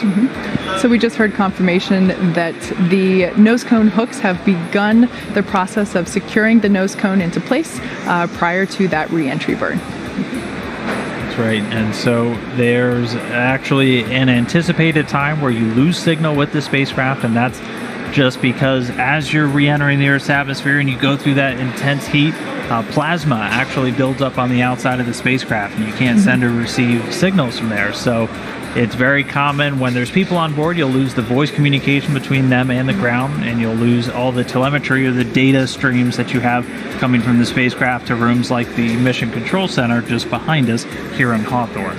So that'll be coming up. We're expecting that to happen at about 5:33 a.m. Pacific. So coming up in just about 20 minutes from now. Exactly. And so after we are able to get through that phase of the mission, like we said before, following that will be the deployment of the parachutes and then splashdown. Right. So just a quick recap in case if you have just joined us recently. We have departed from the International Space Station. Dragon completed a series of 4 departure burns in a slowly choreographed maneuver. And now we have already jettisoned the trunk of the Dragon spacecraft. We have completed the deorbit burn, and now we're just starting to come back down through the Earth's atmosphere in the final leg on Dragon's way home. That's right. So that nose cone's closed, and we're just going to be standing by to wait until we go through that entry interface. Again, that'll be about 20 minutes from now. And then once it's down through there, it's time for the parachutes. And we talked about the parachutes a little while ago, and we should hopefully get to see those parachutes maybe from the plane. But once it's down beneath the cloud deck, so we should be able to see them from the boats that'll be standing by out there at the recovery zone. And it comes in 2 different stages. Can you walk us through the parachutes real quick? Yeah. So with the parachutes, we will have the drogue parachutes. Those are the smaller chutes that will come out that will slow the vehicle down a little bit. And then we will have the main parachutes. Those are clearly visible by the orange and white coloring on them. Very iconic if you've watched our previous Dragon splashdowns for the cargo resupply missions. So we will have that, and then that's what will slow the vehicle down enough to have a safe splashdown in the water. So at this point, another fun fact about Dragon, in the return to Earth, the seats inside the capsule at this point have actuated or turned into the re-entry position. So depending on what phase of the mission we are in, the seats will actually actuate or adjust the angle to make sure that the G-forces that the astronauts will be experiencing are in the right places. So with that being said, we will take a quick break as we active operations here at SpaceX. So with that being said, we will take a quick break. Be sure to stay tuned with us as we go through this period of anticipated blackout with the Dragon capsule. We'll be back in just a few as we come back in anticipation of that parachute deployment. Stick around.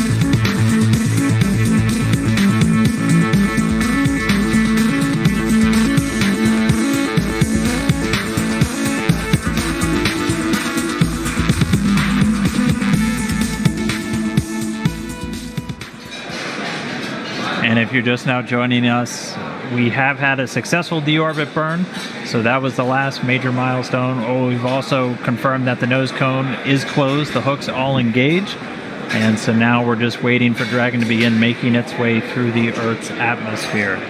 That deorbit burn lasted a little over 15 minutes and was reported that it was done successfully, no issues, and Dragon is now on its way home. We're continuing to get some pretty great views from the boats out there in the splashdown zone. We're also going to be on the lookout for some video, possibly from an aircraft that we have in the area. One of NASA's WB-57 research planes is going to be trying to get some views of Dragon and the chute deploy and actually coming down under the parachutes. There are some clouds in the area, so the boats might not see it right away, but once it's underneath those cloud decks, they'll have some pretty great views of it coming down. So there on your screen, again, you can see our primary recovery vessel. That is, well, there it went. But that is our recovery ship that is fully equipped with medical quarters for checkouts. Once we do have crew on board Dragon for our upcoming missions, they will be able to come out of the capsule and get a full medical checkout immediately afterward. There's also a helipad there where a helicopter can land in the event that we might need to get them back to port sooner than what the boat may be able to go. And there on your screen, you can actually see, I mentioned earlier, the lift that will bring Dragon out of the water has actuated it into its recovery position. So that you can see on the right-hand side of your screen at the end of the boat. And that is what will actually take Dragon out of the water, lift it up, and then place it into its nest, which it's the official term for it on the ship. And then that would be considered the end, at least whenever we get to that point, that will be the end of our webcast today. But at this point, we're still waiting for the parachutes to deploy and then for the entire recovery operation, which, like I mentioned before, the recovery team has practiced this, but obviously not with a vessel that has come down from the International Space Station yet. So a lot of firsts that we'll be seeing today, and we're really excited to be able to share that with you.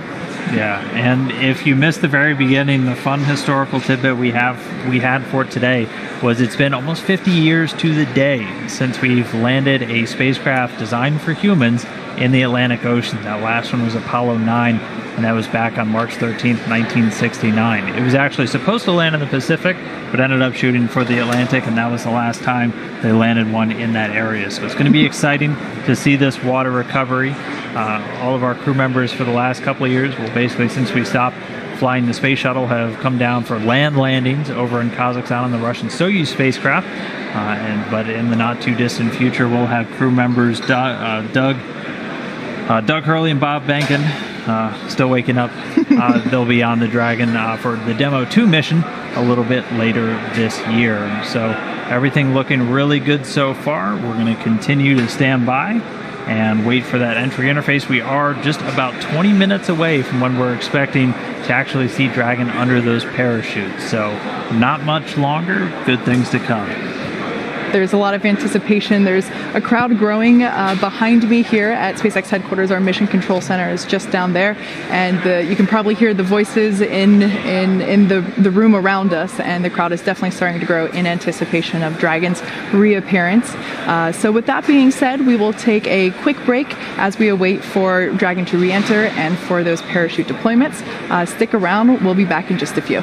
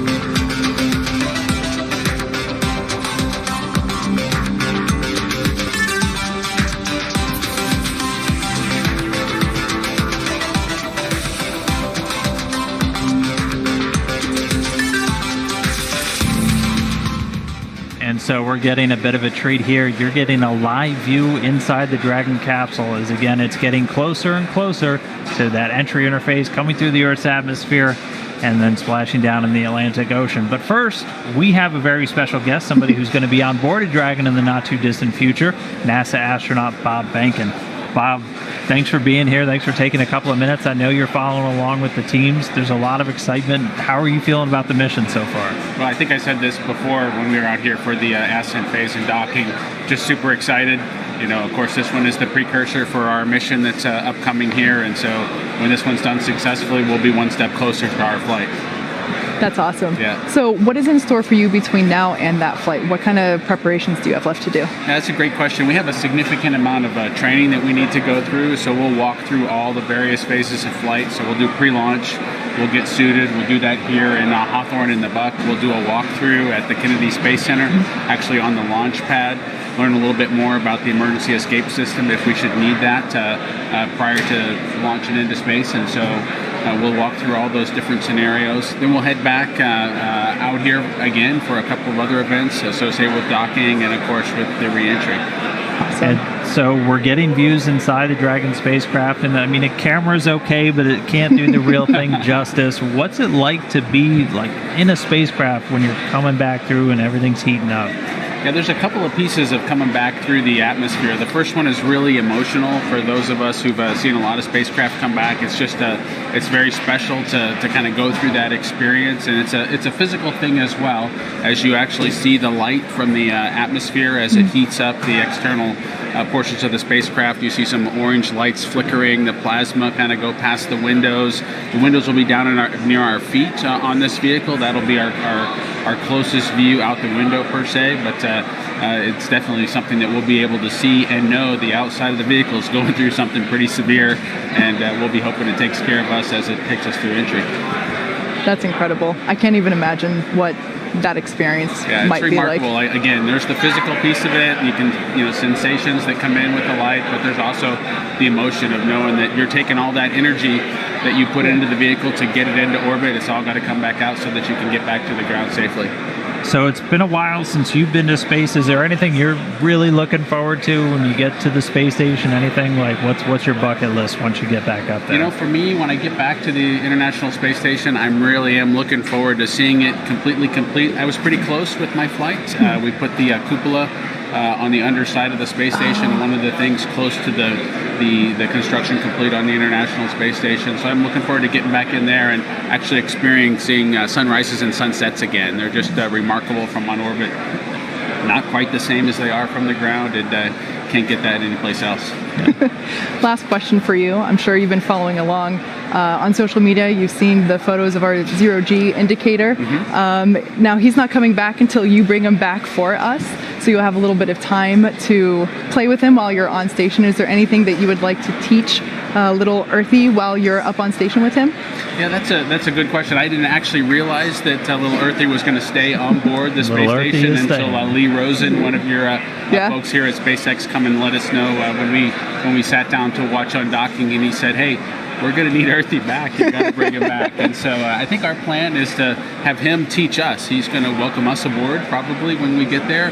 And I think Ann and David and Oleg have trained him up well. So hopefully he can walk us through the emergency brief, and he's a full-fledged station crew member by the time that we get there.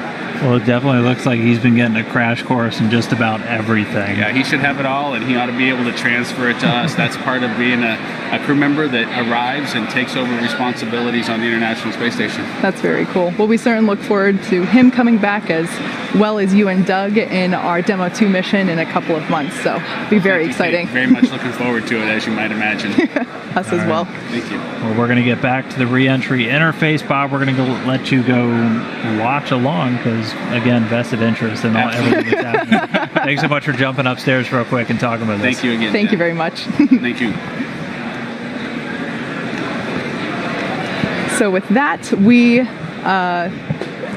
are awaiting the deployment, or excuse me, the final phase of the re-entry of Dragon spacecraft as it's coming back through the Earth's atmosphere. I'm still kind of reeling from his comments about what it's like to actually come barreling through the Earth's atmosphere, something that you see depicted in movies and TV shows, of course, but to hear it live from the source is pretty cool. And that's exactly what Dragon and Ripley are doing right now.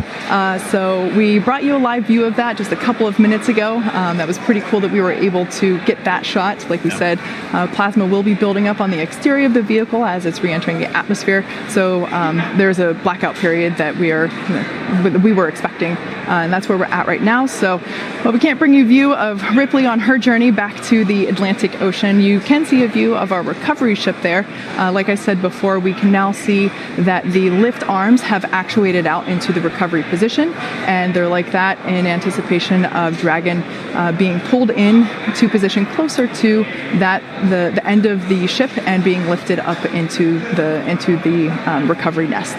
And you got to imagine the teams out there on the ocean are ready for this to come home. And again, since they're about 200, give or take, nautical miles out to sea, they actually left yesterday, so they've been out on the water for some time. So they're ready and waiting. Again, the prime team is on that Ghost Searcher, and that's a bunch of SpaceX technicians who are going to be responsible for going out on some fast boats that will deploy from that prime ship.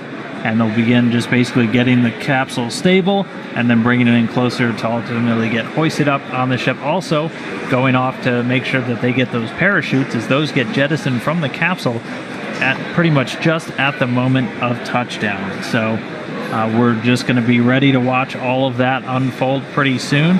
We should be seeing those parachutes in about 10 or 11 minutes from now, right after Dragon begins that final plunge through the Earth's atmosphere. So we're getting a lot closer.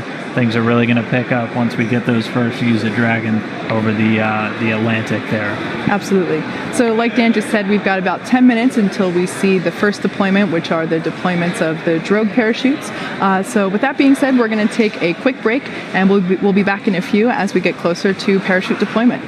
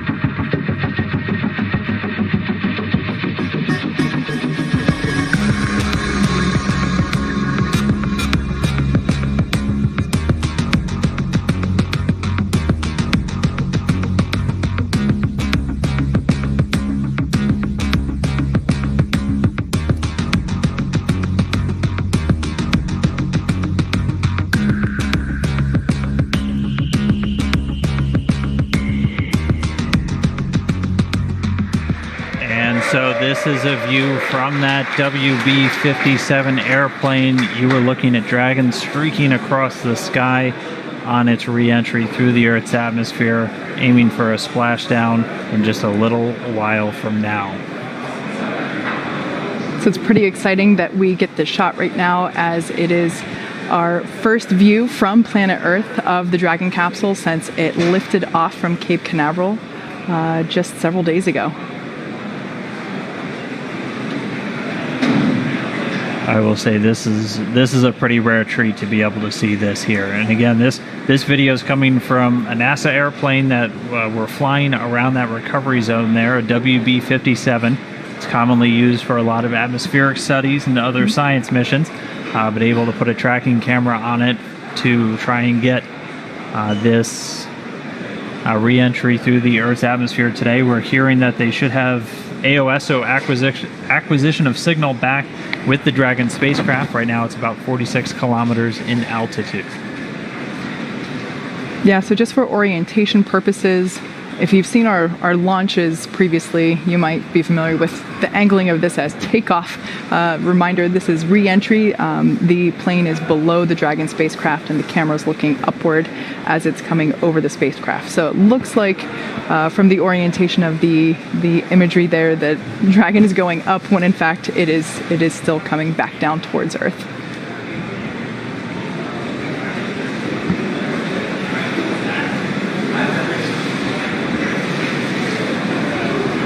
And again, just keeping you on the timeline, so we actually acquired signal about a minute ahead of when it was expected, where we're going to be looking for those initial drogue chute deployments at about 41 minutes after the hour. So after Dragon gets a little bit lower down, we're going to be keeping an eye out. You're going to see the drogue chutes deploy initially, followed by those 4 main parachutes, much larger and able to slow the vehicle down for a much softer splashdown in the ocean.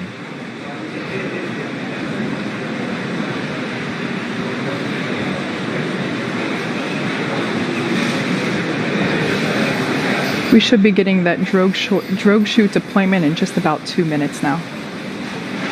And just heard that we're now below 30 kilometers.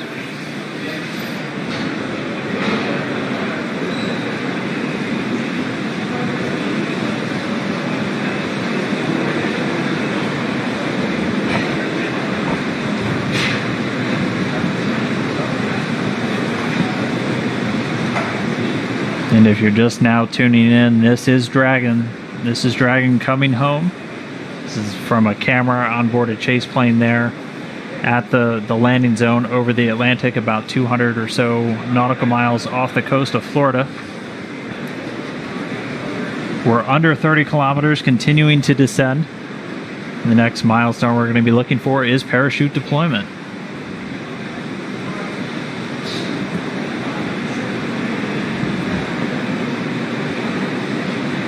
And hearing we're now about 20 kilometers in altitude.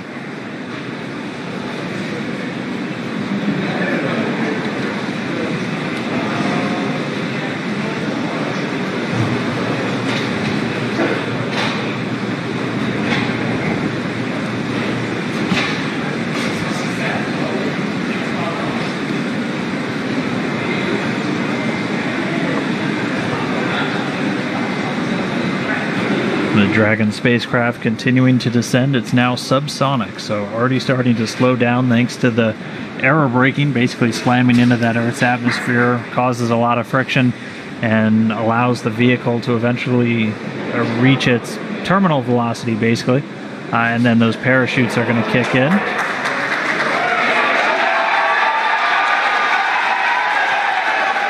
So there you have visual confirmation of the deployment of our drogue parachutes. This is the first of 2 parachute deployments.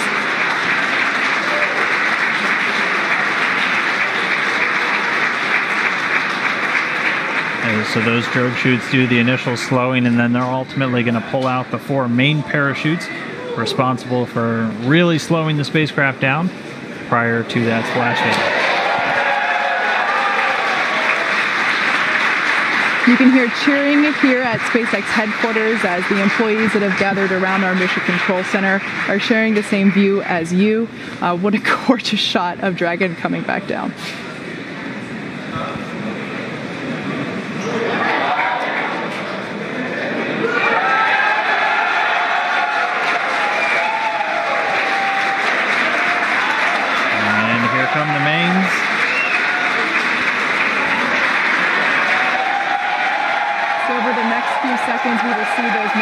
parachutes, exactly like that, begin to expand as they capture more air, further decelerating the Dragon vehicle down to the Atlantic Ocean.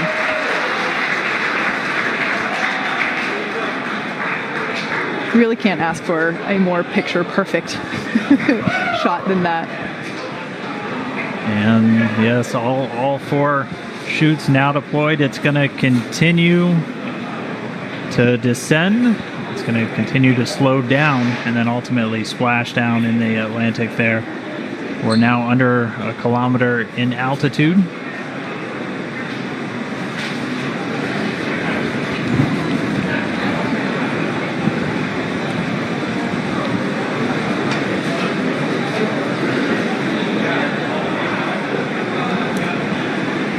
Just about 750 meters to go.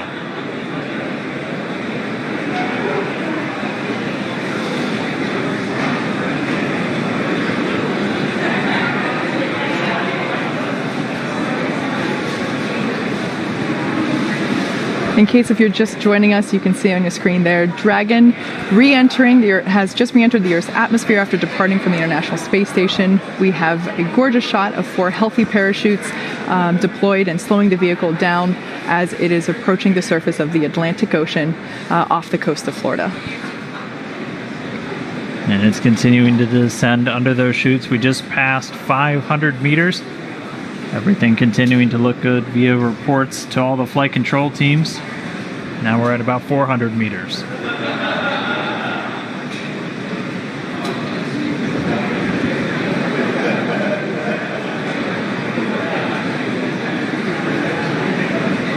And just passing 300 meters, continuing to descend. We might be right on time. We were planning on splashing down at about 5:45 a.m.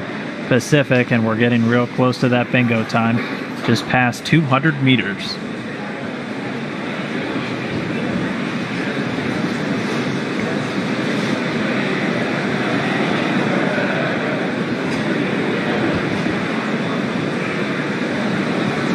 And we have confirmation that Dragon is now under 100 meters, is 100 meters above the surface of the ocean.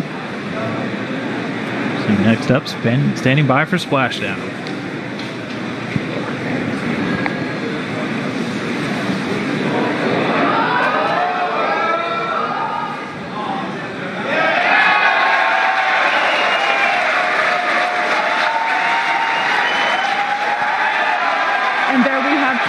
Of Splashdown. Dragon has returned to planet Earth. It is now back home, and you can see on your screen our 2 fast boats racing out to the capsule, now in recovery. That splashdown came right on time, 5:45 a.m. Pacific, 8:45 a.m. over on the East Coast. The teams that have been ready and waiting, they were staged just a few nautical miles away. They're going to start moving in now. You can see those 2 fast approach boats already speeding their way towards the capsule.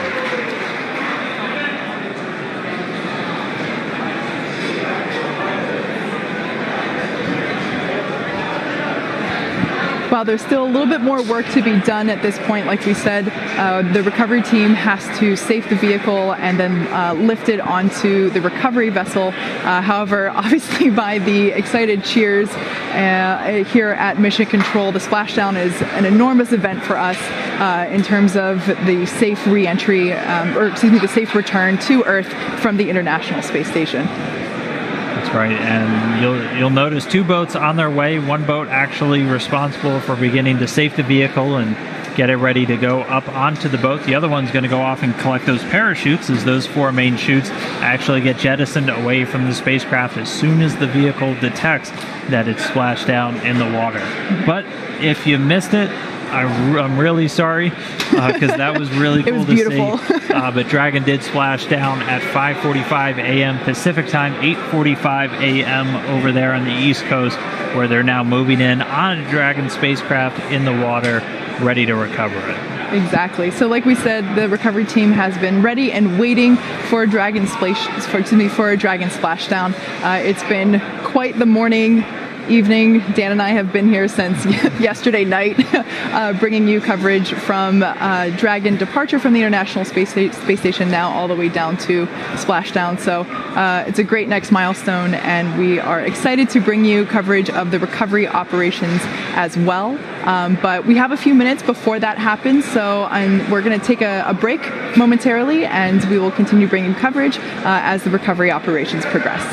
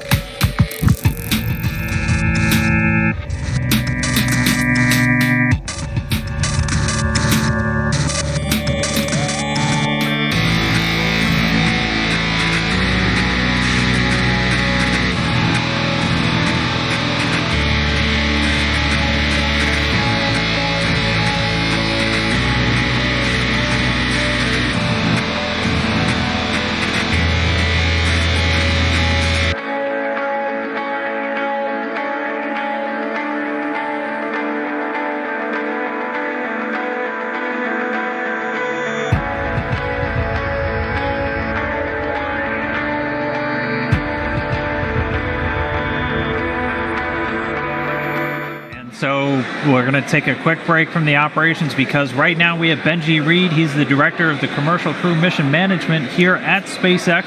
Benji, first off, congratulations. Successful splashdown, successful end of Demo 1. What's it been like to watch through this mission? What are your thoughts? What are you looking forward to? Have you had a chance to catch your breath? No, but I'm super excited. Thank you for having me up here. To be honest, I'm kind of shaking, and I'm super, excited. It was an incredible journey to get to this moment. The teams have just done an amazing job, both the SpaceX and the NASA teams jointly. It's fundamentally, this is like a great day for the nation, for SpaceX, for NASA, for all of us, really for the world. I think it was Ann who said this is the first time in 40 years that we've have a spacecraft designed for humans to fly. And not only did she fly and go to the space station, do everything she was supposed to do, but we brought her home safe and sound, landing here in the Atlantic. Just amazing. I can't believe how well the whole mission has gone. I think on every point, everything's been nailed all the way along. Particularly this last piece, we're all very excited to see as we go through re-entry and parachute, drogue deployed and main deploy, splashdown. Everything happened just perfectly, right on time, the way that we expected it to. Almost Beautiful. down to the second. Almost down to the second, right? It was amazing. Yeah. And so, as a team, SpaceX, we're here. We're just super honored to have the opportunity to have done this mission, to have worked with NASA to work through this. And Demo 1 is fundamentally this first major milestone in our process towards certification. I always like to remind everybody that, this is a whole system, right? There's Crew Dragon, but there's the Falcon that's going to be certified to fly humans. There's also all the ground systems, the operations, our entire factory and production system.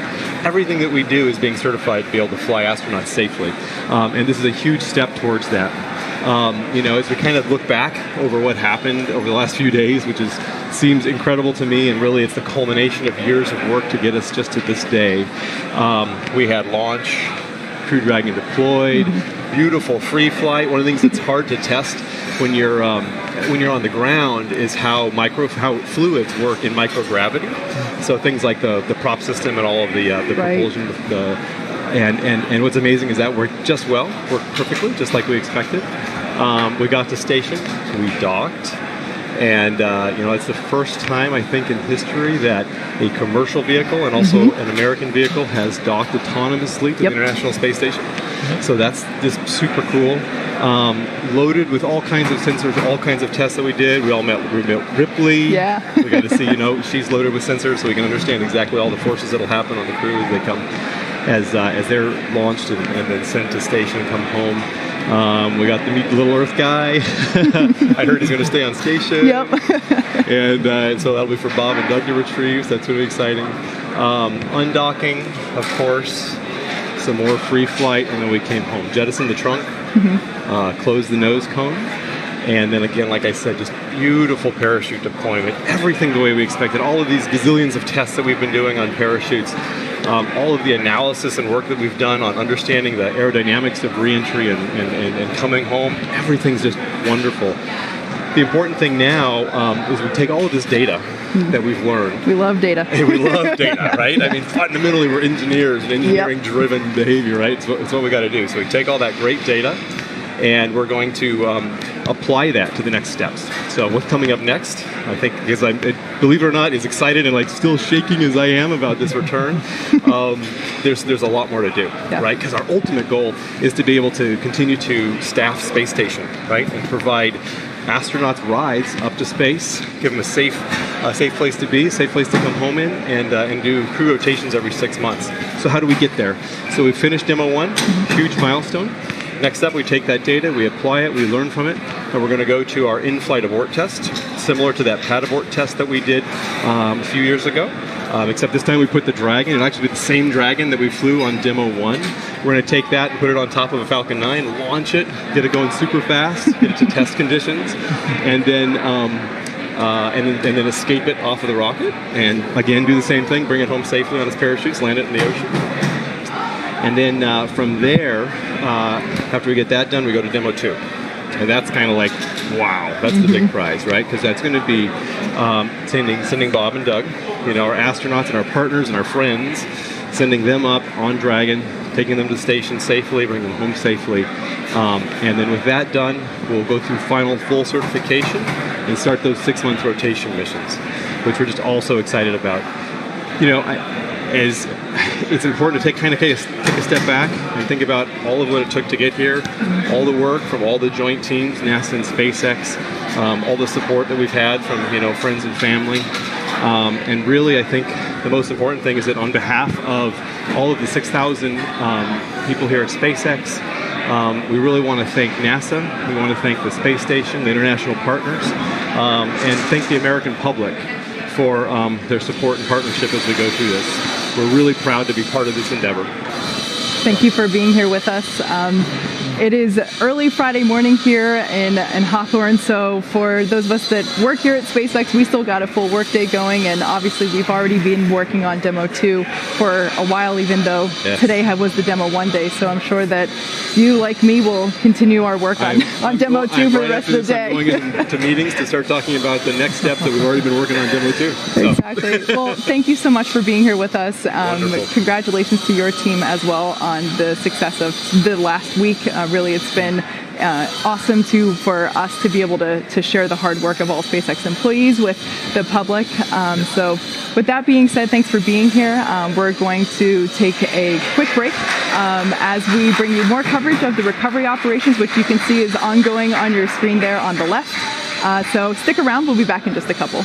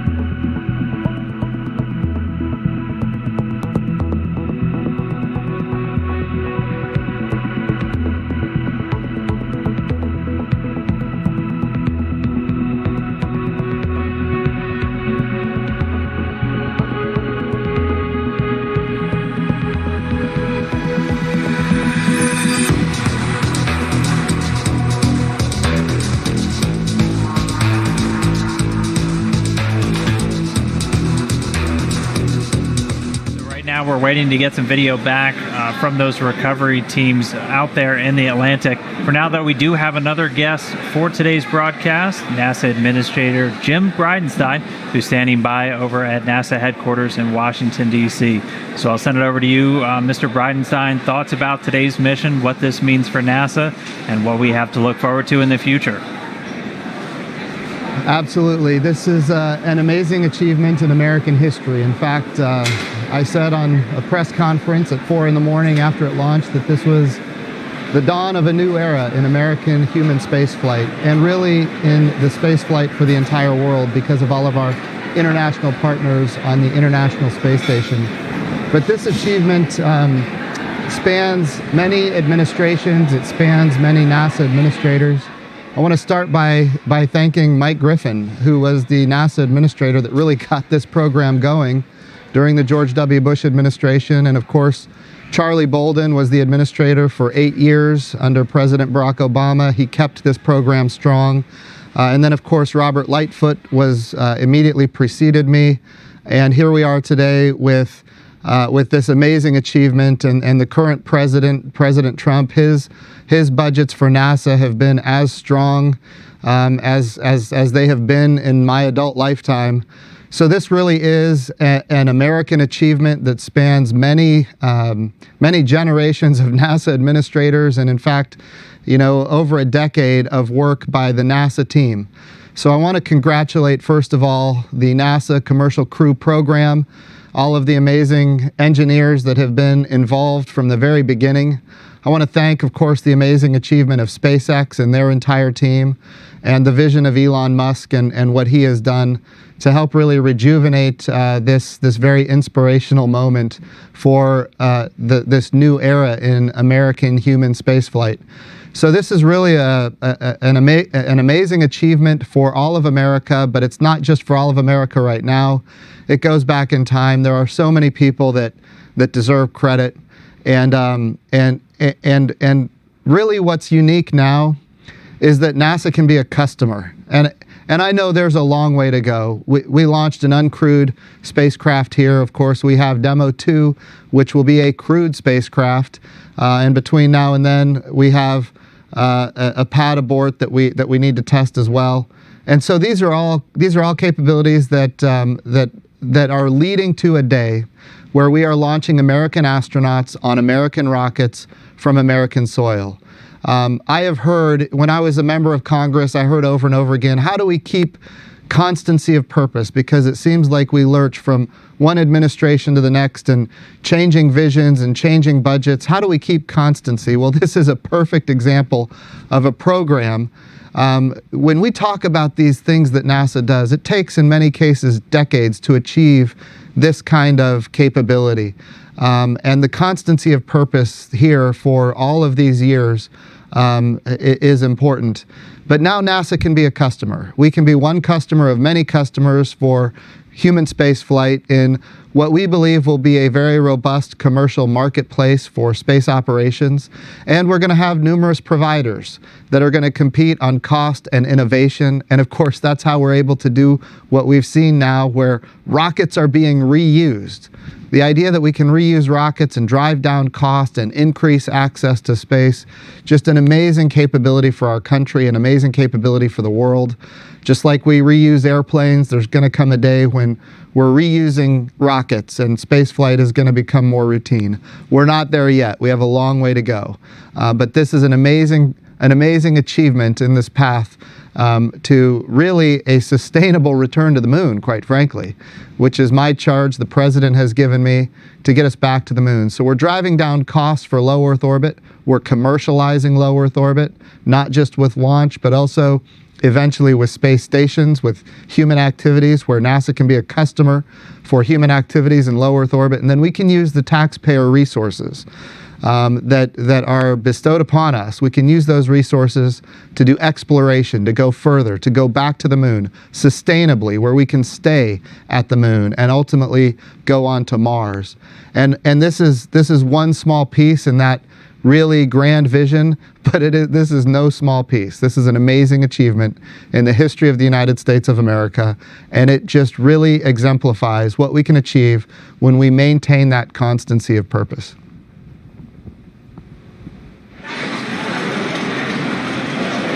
All right. And thank you, Administrator Jim Bridenstine, again, joining us just there from NASA headquarters over in Washington, D.C.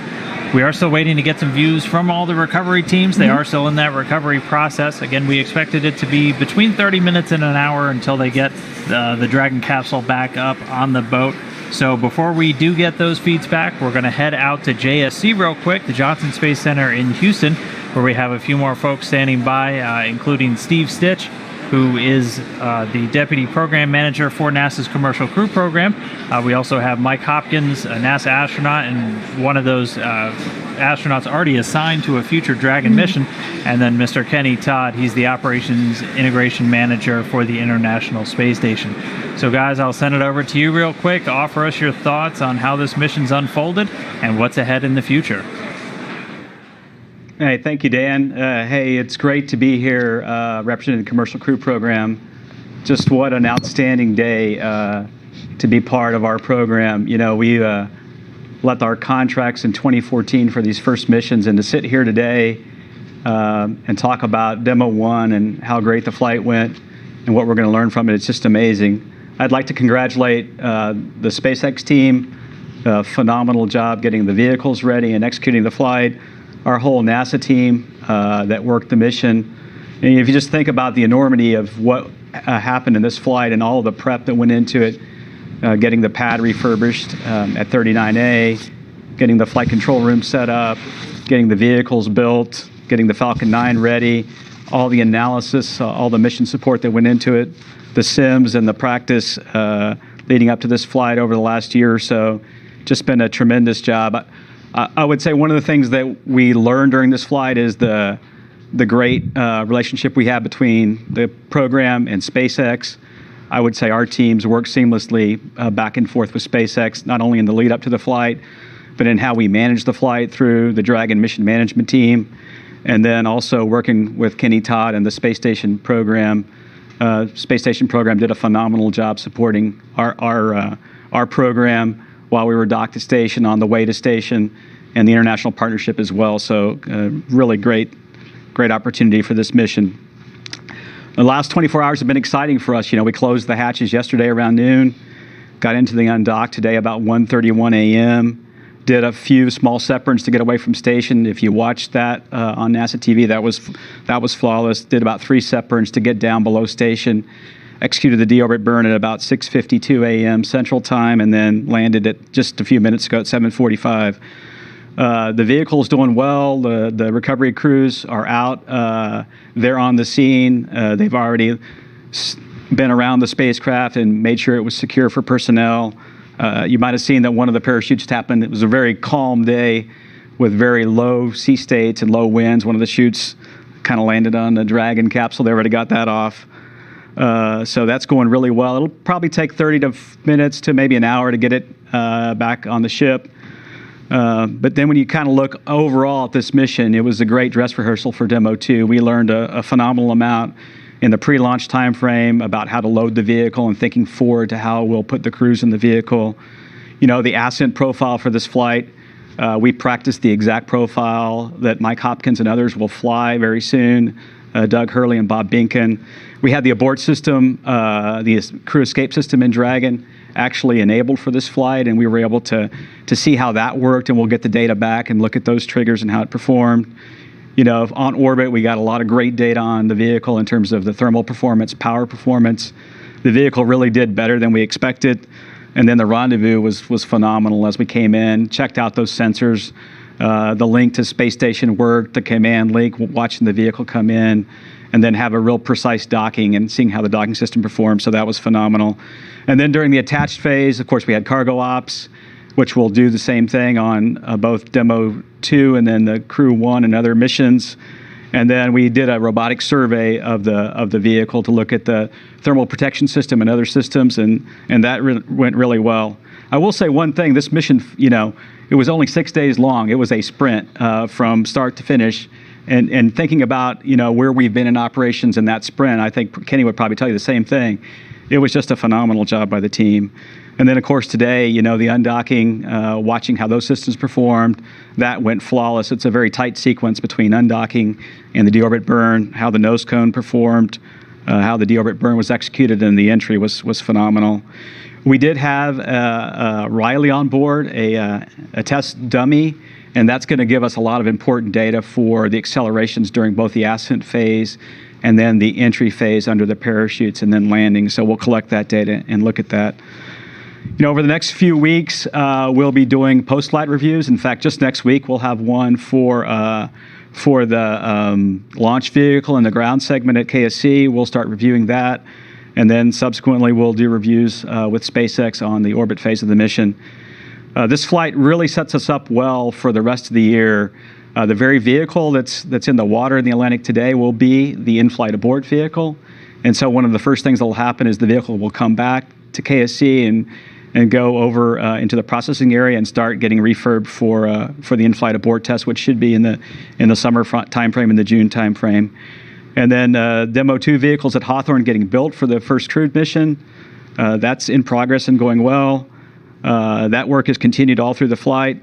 So that'll be a busy year for us for SpaceX with in-flight abort in the June timeframe, and then Demo 2 later in the year with the first crewed mission.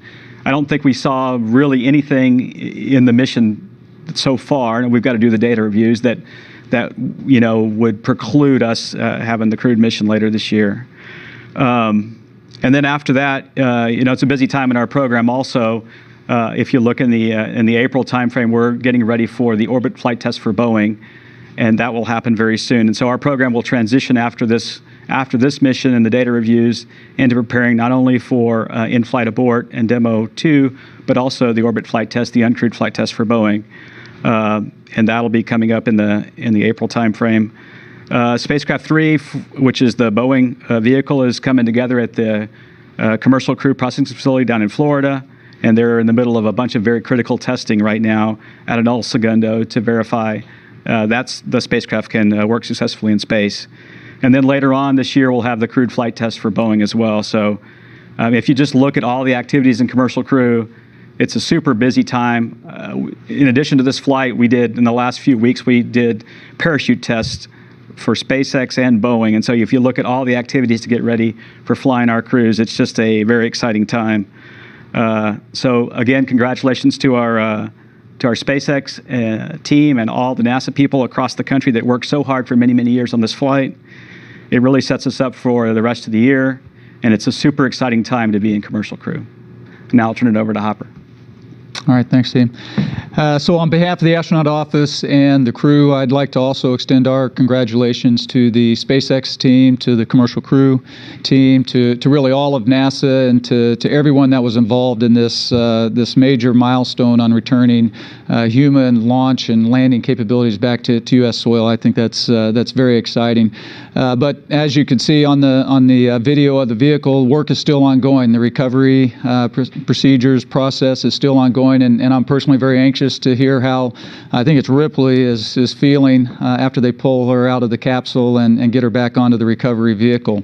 In terms of some major takeaways from a crew perspective, I think one of the things that we're very excited about from this DM1 mission is for the first time we've gotten to see an end-to-end test. And so now we've brought together the people, the hardware, and all the processes and procedures, and gotten to see how they all work together. And that's very important on this as we move towards putting people on board the vehicle. And as Steve also said, of course, we're very interested in seeing the data. I suspect there's going to be some lessons learned, some improvements, some changes that we're going to have to make from this. That's all part of the testing process. In terms of what's ahead for the crew, so for all of the crew, including the DM2 crew, Bob and Doug, and Crew 1, myself and Victor Glover, and then the backup crew, Chell Lindgren, we're all going to be following very closely the in-flight abort test, as well as the procedures, the training to get ready for that DM2 mission. We also have a lot of verification testing, final verification testing that we'll all be involved in, as well as test subjects for that. Specifically for Bob and Doug as DM2, of course, they're going to start focusing even more on that training for the DM2 mission. They've got, after this mission, they've got a lot less runway in front of them, so it's going to start moving, I think, a lot quicker. For the Crew 1 crew, the team, Victor and I, and even for Chell as the backup, we've got a lot of training, not only for Dragon, but also for ISS. Our mission is to not only get up there and return safely, but is actually to do some work for the ISS program while we're there. And so that means we've got to do all of the training for being able to do the spacewalks and being able to operate the robotic arm and maintain the station and do that critical science that's been going on for, gosh, over 18 years now. Pretty amazing. So that's what's ahead for us. I guess finally I'd like to just kind of emphasize that this mission, this amazing week that we've had, is really just one small step in this very methodical build-up approach that we've been going through, that the program has laid out, that the company has laid out in order for us to put people on board these vehicles and get them up and back to the station. And so, again, congratulations to the entire team, and over to Kenny. Thanks, Hopper. And just about any conversation you're going to have today with anybody around here is going to start with a congratulations. And so I'll certainly offer mine to Steve Stitch, Kathy Leaders, the Commercial Crew Program. Just a phenomenal effort.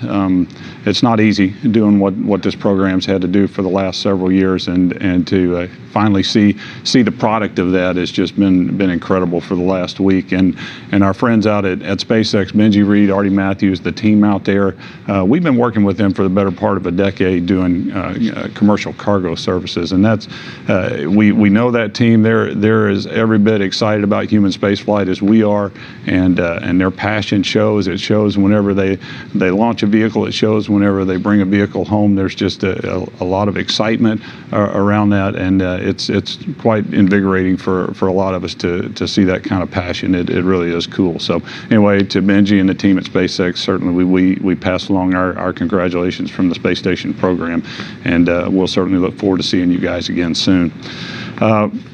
As far as the milestones, the things we got to do while the Crew Dragon was on board, one of the things from a station program that we were really looking to do was to check out the interface that we installed here a couple of years ago on the front end of PMA-2.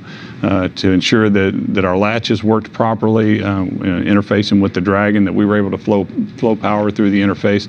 All of that worked just perfectly. And so for us, we feel like we're in a good position going forward to support the Commercial Crew Program, and that we don't have anything else, at least on the front end of the PMA-2, that we need to worry about going forward.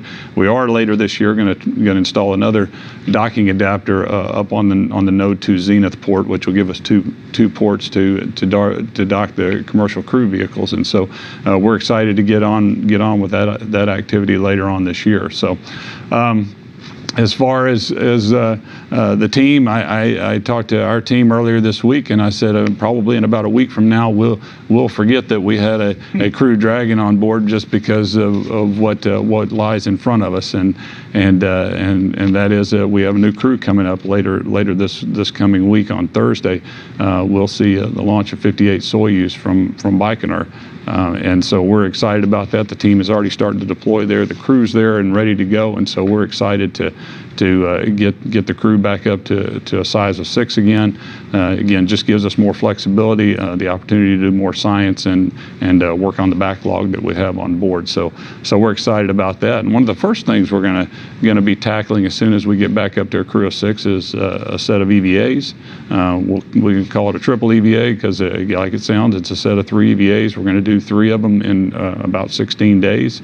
And so right after hatch open, we're going to be hard at work trying to put the final plans in place for those EVAs.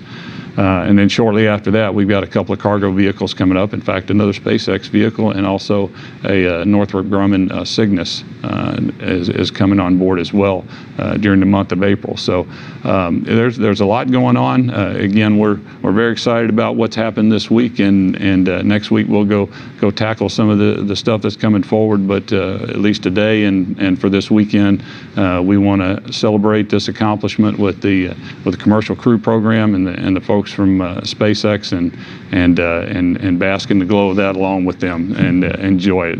It was quite a few days here, Dan. So with that, we'll hand it back to you. All right. Thank you, Kenny, Mike, and Steve over there in Houston.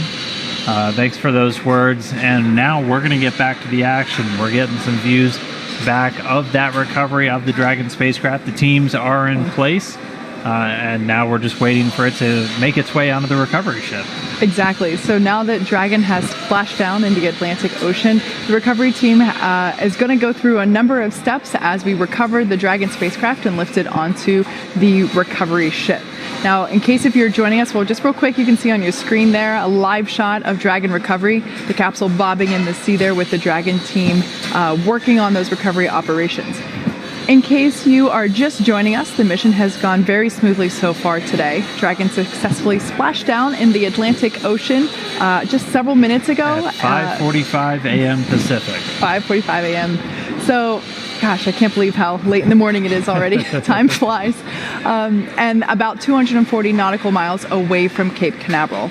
Approximately 6 hours prior to splashdown, Dragon autonomously undocked from the International Space Station, completed a series of departure burns, jettisoned its trunk section, and performed its final burn, the deorbit burn, and placed itself on a trajectory toward the Atlantic Ocean. And this is actually a replay of that final descent from just a little bit earlier this morning. At this point, Dragon was under the 2 drogue chutes, and those were responsible for all of that initial slowing down. And they also were responsible for pulling out the main parachutes, which you can see in the replay here. And those 4 main parachutes deployed successfully. We heard from Benji and also the teams during the action that they went exactly as planned, everything kind of happening exactly on the timeline too. But that all came after Dragon successfully re-entered the Earth's atmosphere, and those parachutes were deployed. And now, though, we're on to the final part of Dragon's journey, as it's pretty soon going to get lifted out of the water and placed onto the recovery boat. So again, this is a replay of the re-entry and splashdown that we witnessed live several minutes ago. Gorgeous shot of those lovely full parachutes as they are slowing the Dragon capsule down to the Atlantic Ocean. Yeah, it's already been 45 minutes since that happened. Wow. It feels like it was just about 5 minutes ago. But yeah, that splashdown was 5:45 a.m. Pacific, 8:45 a.m. So a little bit later in the morning over there on the East Coast when Dragon splashed down again. Yeah, about 200 or so nautical miles out from Port Canaveral. If you've been following along with our mission this week, you already know that we don't have actual humans on board, just Ripley, our anthropomorphic test device. She has lots of sensors placed around the body, I guess you would say. Inside the suit, there's a microphone inside as well. Yeah. So this will give us lots of really cool data about the G-forces and what the test device experienced during launch and docking and re-entry. However, as with all steps so far in our Demo 1 mission, our teams will be covering the full steps in the recovery process as if it were an actual crewed mission in order to prepare for our first time with NASA astronauts on board. You saw earlier that the recovery fast boats went very quickly to the splashdown point. Go Searcher, the main recovery vessel, followed along quickly, which you can see in your screen right now. Wow, it's a picture perfect day, so it's pretty great. So we're going to be watching as the recovery vessel gets closer to the Dragon capsule, and we'll be able to see it get lifted out of the ocean. That's a beautiful shot there. So our recovery crew has been already performed the safety checks that they do after splashdown. The vehicle itself safed itself as well as soon as it detected that it was in the water, and the team made sure it was safe to approach the Dragon spacecraft.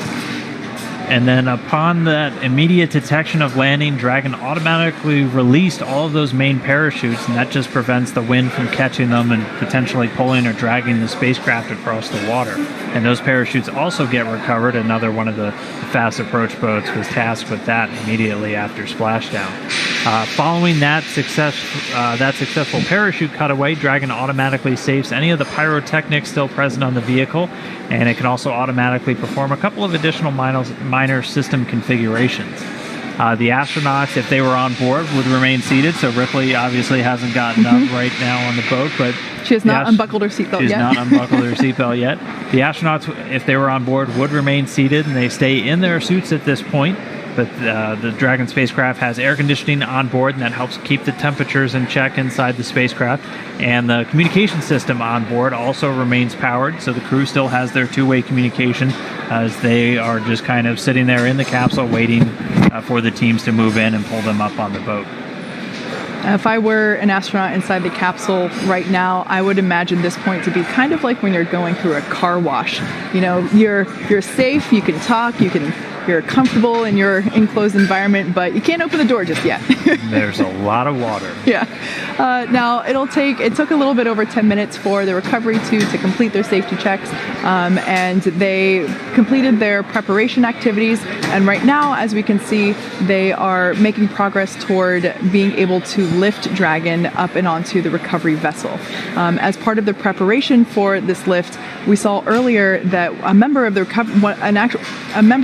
recovery team actually climbed on top of the capsule, and that was in order to attach the Dragon's hoist rings and connect the lifting line. So a lot of physical requirements for that particular role. I probably would not be able to do it. I'd fall right off most likely.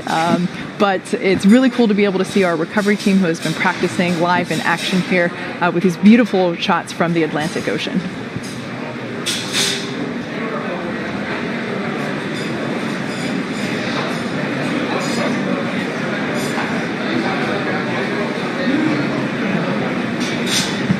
And so for now, we're just going to continue getting these great views from the boats out there. This view is actually from one of the other vessels that traveled out to the recovery zone. This is from the Go Navigator and the combined NASA teams with a number of managers, flight docs, and other personnel that will be involved in kind of the game day operations when we have crew on board the spacecraft.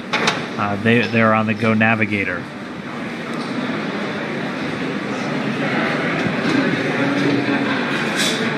Like we've mentioned before, the ship that you see there is fully equipped for medical checkouts. If we did have astronauts on board Dragon today, as soon as they egress from the side hatch, they would be taken into the medical quarters and given a medical examination just to make sure that everything is good and everyone's in good health.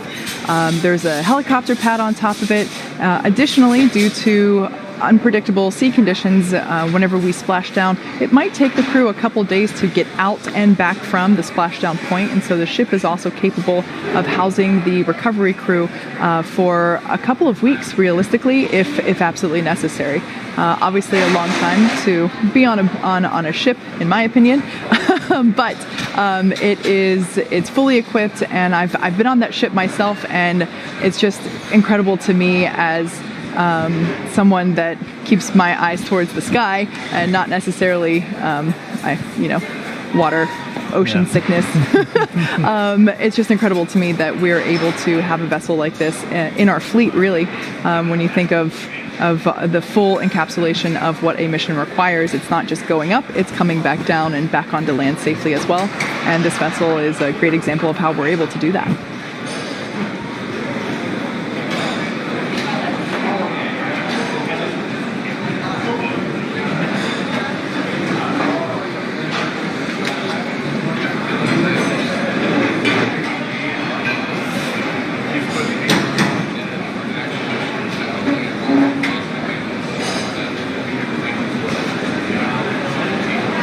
And as mentioned just a little while ago, so this is actually a view from the Go Navigator. That's one of the two ships that have traveled out to the splashdown zone. One of the NASA personnel on board that ship is Shane Kimbrough, and he's actually the lead for all of the various NASA recovery teams and pretty much responsible for overseeing all the crew's needs and all their recovery, all their quarantine before launch. He likes to say I think he told us they kind of belong to him once they're in quarantine and getting ready. So he's actually joining us now via a satellite phone from that ship. Shane, thanks for calling in real quick. How's everything looking out there with Dragon Recovery? Hey, Dan. Great to talk to you. From the Go Navigator, everything's going really well. It was just beautiful seeing it come in on the drogues and then the main parachutes and then obviously the splashdown. You guys are probably seeing video now. The Go Searcher is getting pretty close to getting the capsule and getting it on deck. And so, Shane, what was the trip out there like? I know we're kind of at a landing zone a little bit further away than when we have crew actually on board, but how's everything look so far? Everything's been great. The crew's taken great care of us. It was about a 30-hour journey to get out here to the splashdown zone, but we woke up this morning knowing we were only a couple hours away from all the action happening, so that was really cool, and now it's great to be involved in the recovery of Demo 1. That's awesome to hear. It was one thing for us to be able to watch it from Mission Control. What was it like watching Dragon Splashdown with your own eyes, Shane? Absolutely incredible. I mean, there's a lot of excitement building on the boat, the 30 minutes or so prior to entry. And then once, one person saw the drogues open, everybody's yelling and pointing and all excited. So it was really, really neat. And from our perspective, it looked absolutely perfect. So I'm not sure what the data will show otherwise, but it looked really amazing. We have a beautiful day out here, very calm seas, and couldn't ask for better weather. And so, Shane, obviously you didn't come down in this capsule today, but you have come down in a capsule, but on land. What's this experience being out on the ocean been like? How does that really compare from when you touched down over in Kazakhstan? Yeah, good question. As we're sitting here talking, it's been, 45, 50 minutes in splashdown, and I'm thinking, there's a crew in there, and that's a long time to be waiting to get picked up, so we'll tighten up that timeline a bit, just knowing the crew's probably not going to feel very well at this point. And the sooner we can get to them and get them on deck and then eventually back on land will help their recovery process.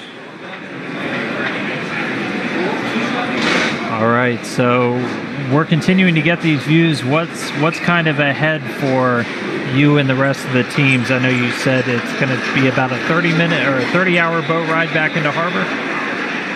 Yeah, that'll be probably about the same going back. I think we'll be out here another hour or so, maybe 2 hours, just getting everything situated. And the SpaceX team on Go Searcher, once they give us the go, then we'll start heading back to port.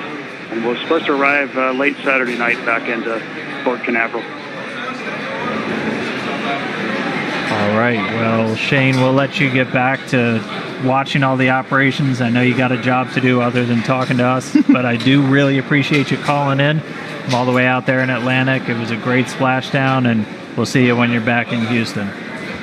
Sounds great. Thank you, guys, and enjoy the rest of the scenes out here as you're getting them from the Go Navigator. Take care. All right. And that was NASA astronaut Shane Kimbrough. He's out with the NASA teams who are on a boat watching as the Go Searcher gets a little bit closer. Looks like pretty soon they're going to start reeling that Dragon in, and we're going to get to see it go up onto the Dragon nest.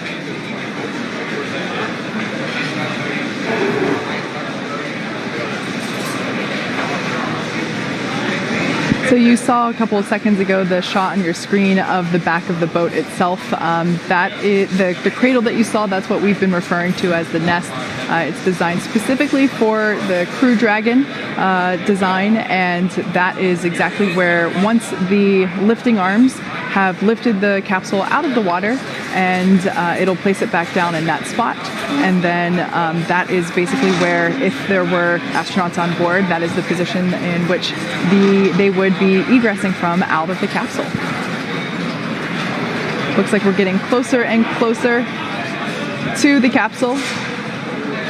And it should be in range soon. As we've talked about, it's expected to be about an hour or a little bit less post splashdown for the capsule to be back up on the boat. And as you kind of heard Shane talk about, really you just want to try and get the crew out of there and in a more stable environment as quickly as possible, and then you can actually start take the boat and start heading back into port. And if you missed some of the data earlier in the show, they are a little over 200 nautical miles out to sea right now, which is why we're hearing it's going to take them about 30 hours to come back in. Once we have crew on board, that's not going to be the case. They're going to be in much closer to land, within about 20 or 24 nautical miles, and so that gives you the option to be back at shore in just a couple of hours. But as Kate pointed out earlier, there is a helipad on that boat. So if for any reason they needed to get the crew back much quicker, they could actually airlift them out and then bring them right back to dry land there in Florida. But the gap continuing to close. It sounds like operations are definitely picking up here in SpaceX headquarters if you're starting to hear some of that. But everything looking great so far. We should have that Dragon on the boat in just a little bit.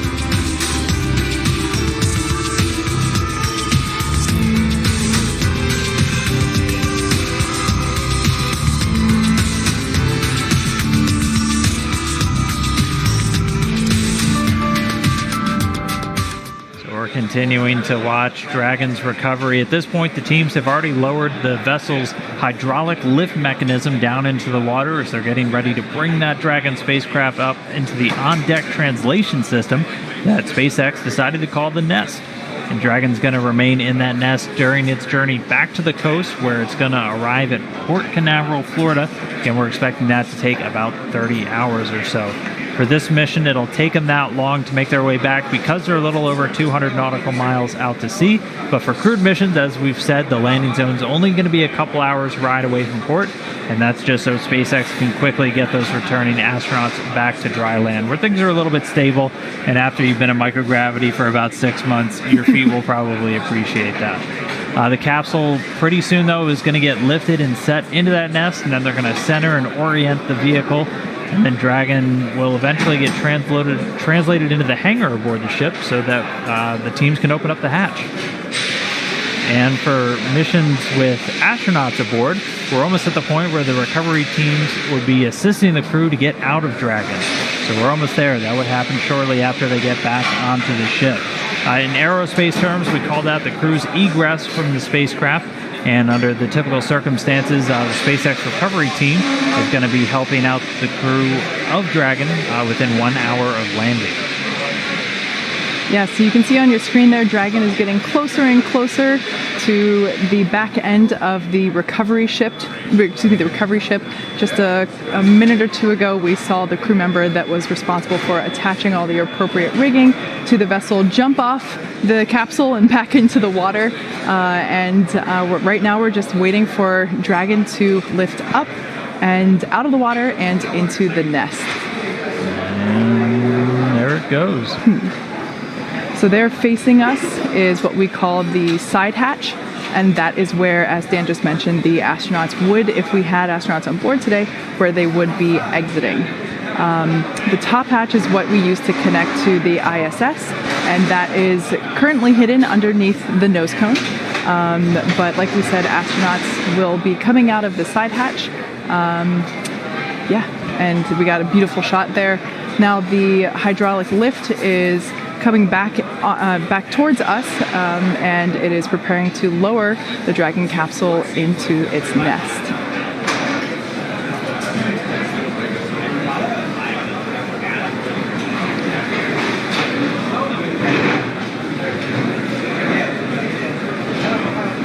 Like we said, we are treating this demonstration mission with the recovery operations as if there were actual astronauts on board. And of course, before we would be able to open the hatch, we would have to make sure that the spacecraft cabin pressure is equalized with the outside environment before doing so. So once Dragon is seated, and you can hear some cheers behind me as the remaining folks that we have here on the SpaceX team outside of Mission Control are cheering with the placement of Dragon into the nest there, as you can see.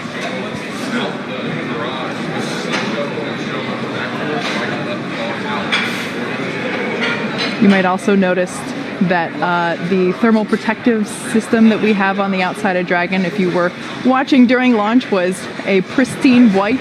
Of course, upon re-entry, like we mentioned before, there was plasma, of course, as it re-entered through Earth's atmosphere. So we have a lovely toasted marshmallow there sitting in the nest of our recovery ship, which is, I just think it's such a cool view now that we're bringing the Dragon down, and we are obviously recovering our rockets, and it's just really cool to see that evidence of return back to Earth is really wonderful. Yeah, and we had fantastic luck with the weather today. The sea states were relatively calm by all reports, only a couple of clouds dotting the sky. Had great views of Dragon all the way down under its parachutes, even before its parachutes. We saw it just after that plane, entry interface, and we were getting some really cool views from the WB-57 airplane. But with Dragon back on the boat, that's about it for us. We're just now at about the end of this mission. So at this point, as we had talked about, the recovery personnel would assist in the astronauts getting out of Dragon, and those medical teams would be standing by, and there's medical evaluation rooms on board. But no people on board. Ripley won't need a medical exam, but they will be getting all of the data back from the sensors placed around Ripley that anthropomorphic test device on board as they get all of the different G-forces that Dragon was exposed to, the sound environment, everything that the crew would experience, Ripley just experienced. But this mission started just about 6 days ago with that early morning launch on March 2nd. We had a successful approach and docking to the International Space Station, did all of the demonstrations as expected for the mission. It was docked for the last 5 days. They tested Dragon's communications and power systems with the space station. They unloaded about 400 pounds of cargo and loaded 300 pounds of cargo back on. We had that undocking just a couple of hours ago, a successful re-entry, 4 great parachutes, and a splashdown in the Atlantic Ocean at 8:45 a.m. Eastern Time, 5:45 a.m. for us over here on the Pacific Coast. So it was really a fantastic mission. It's been a huge honor for me to be out here at Hawthorne to share this with everybody and to share it with my SpaceX counterparts out here. A successful mission, the first successful test flight of NASA's Commercial Crew Program to the International Space Station. Yeah. So as Dan said, it's been an incredible honor to share this mission with the public. All the teams are incredibly thrilled with the success of this demonstration mission, which of course paves the way for our first crewed flight later this year. Be sure to follow along with SpaceX and NASA on our social media for updates and next steps on the Commercial Crew Program. Until next time, see you then.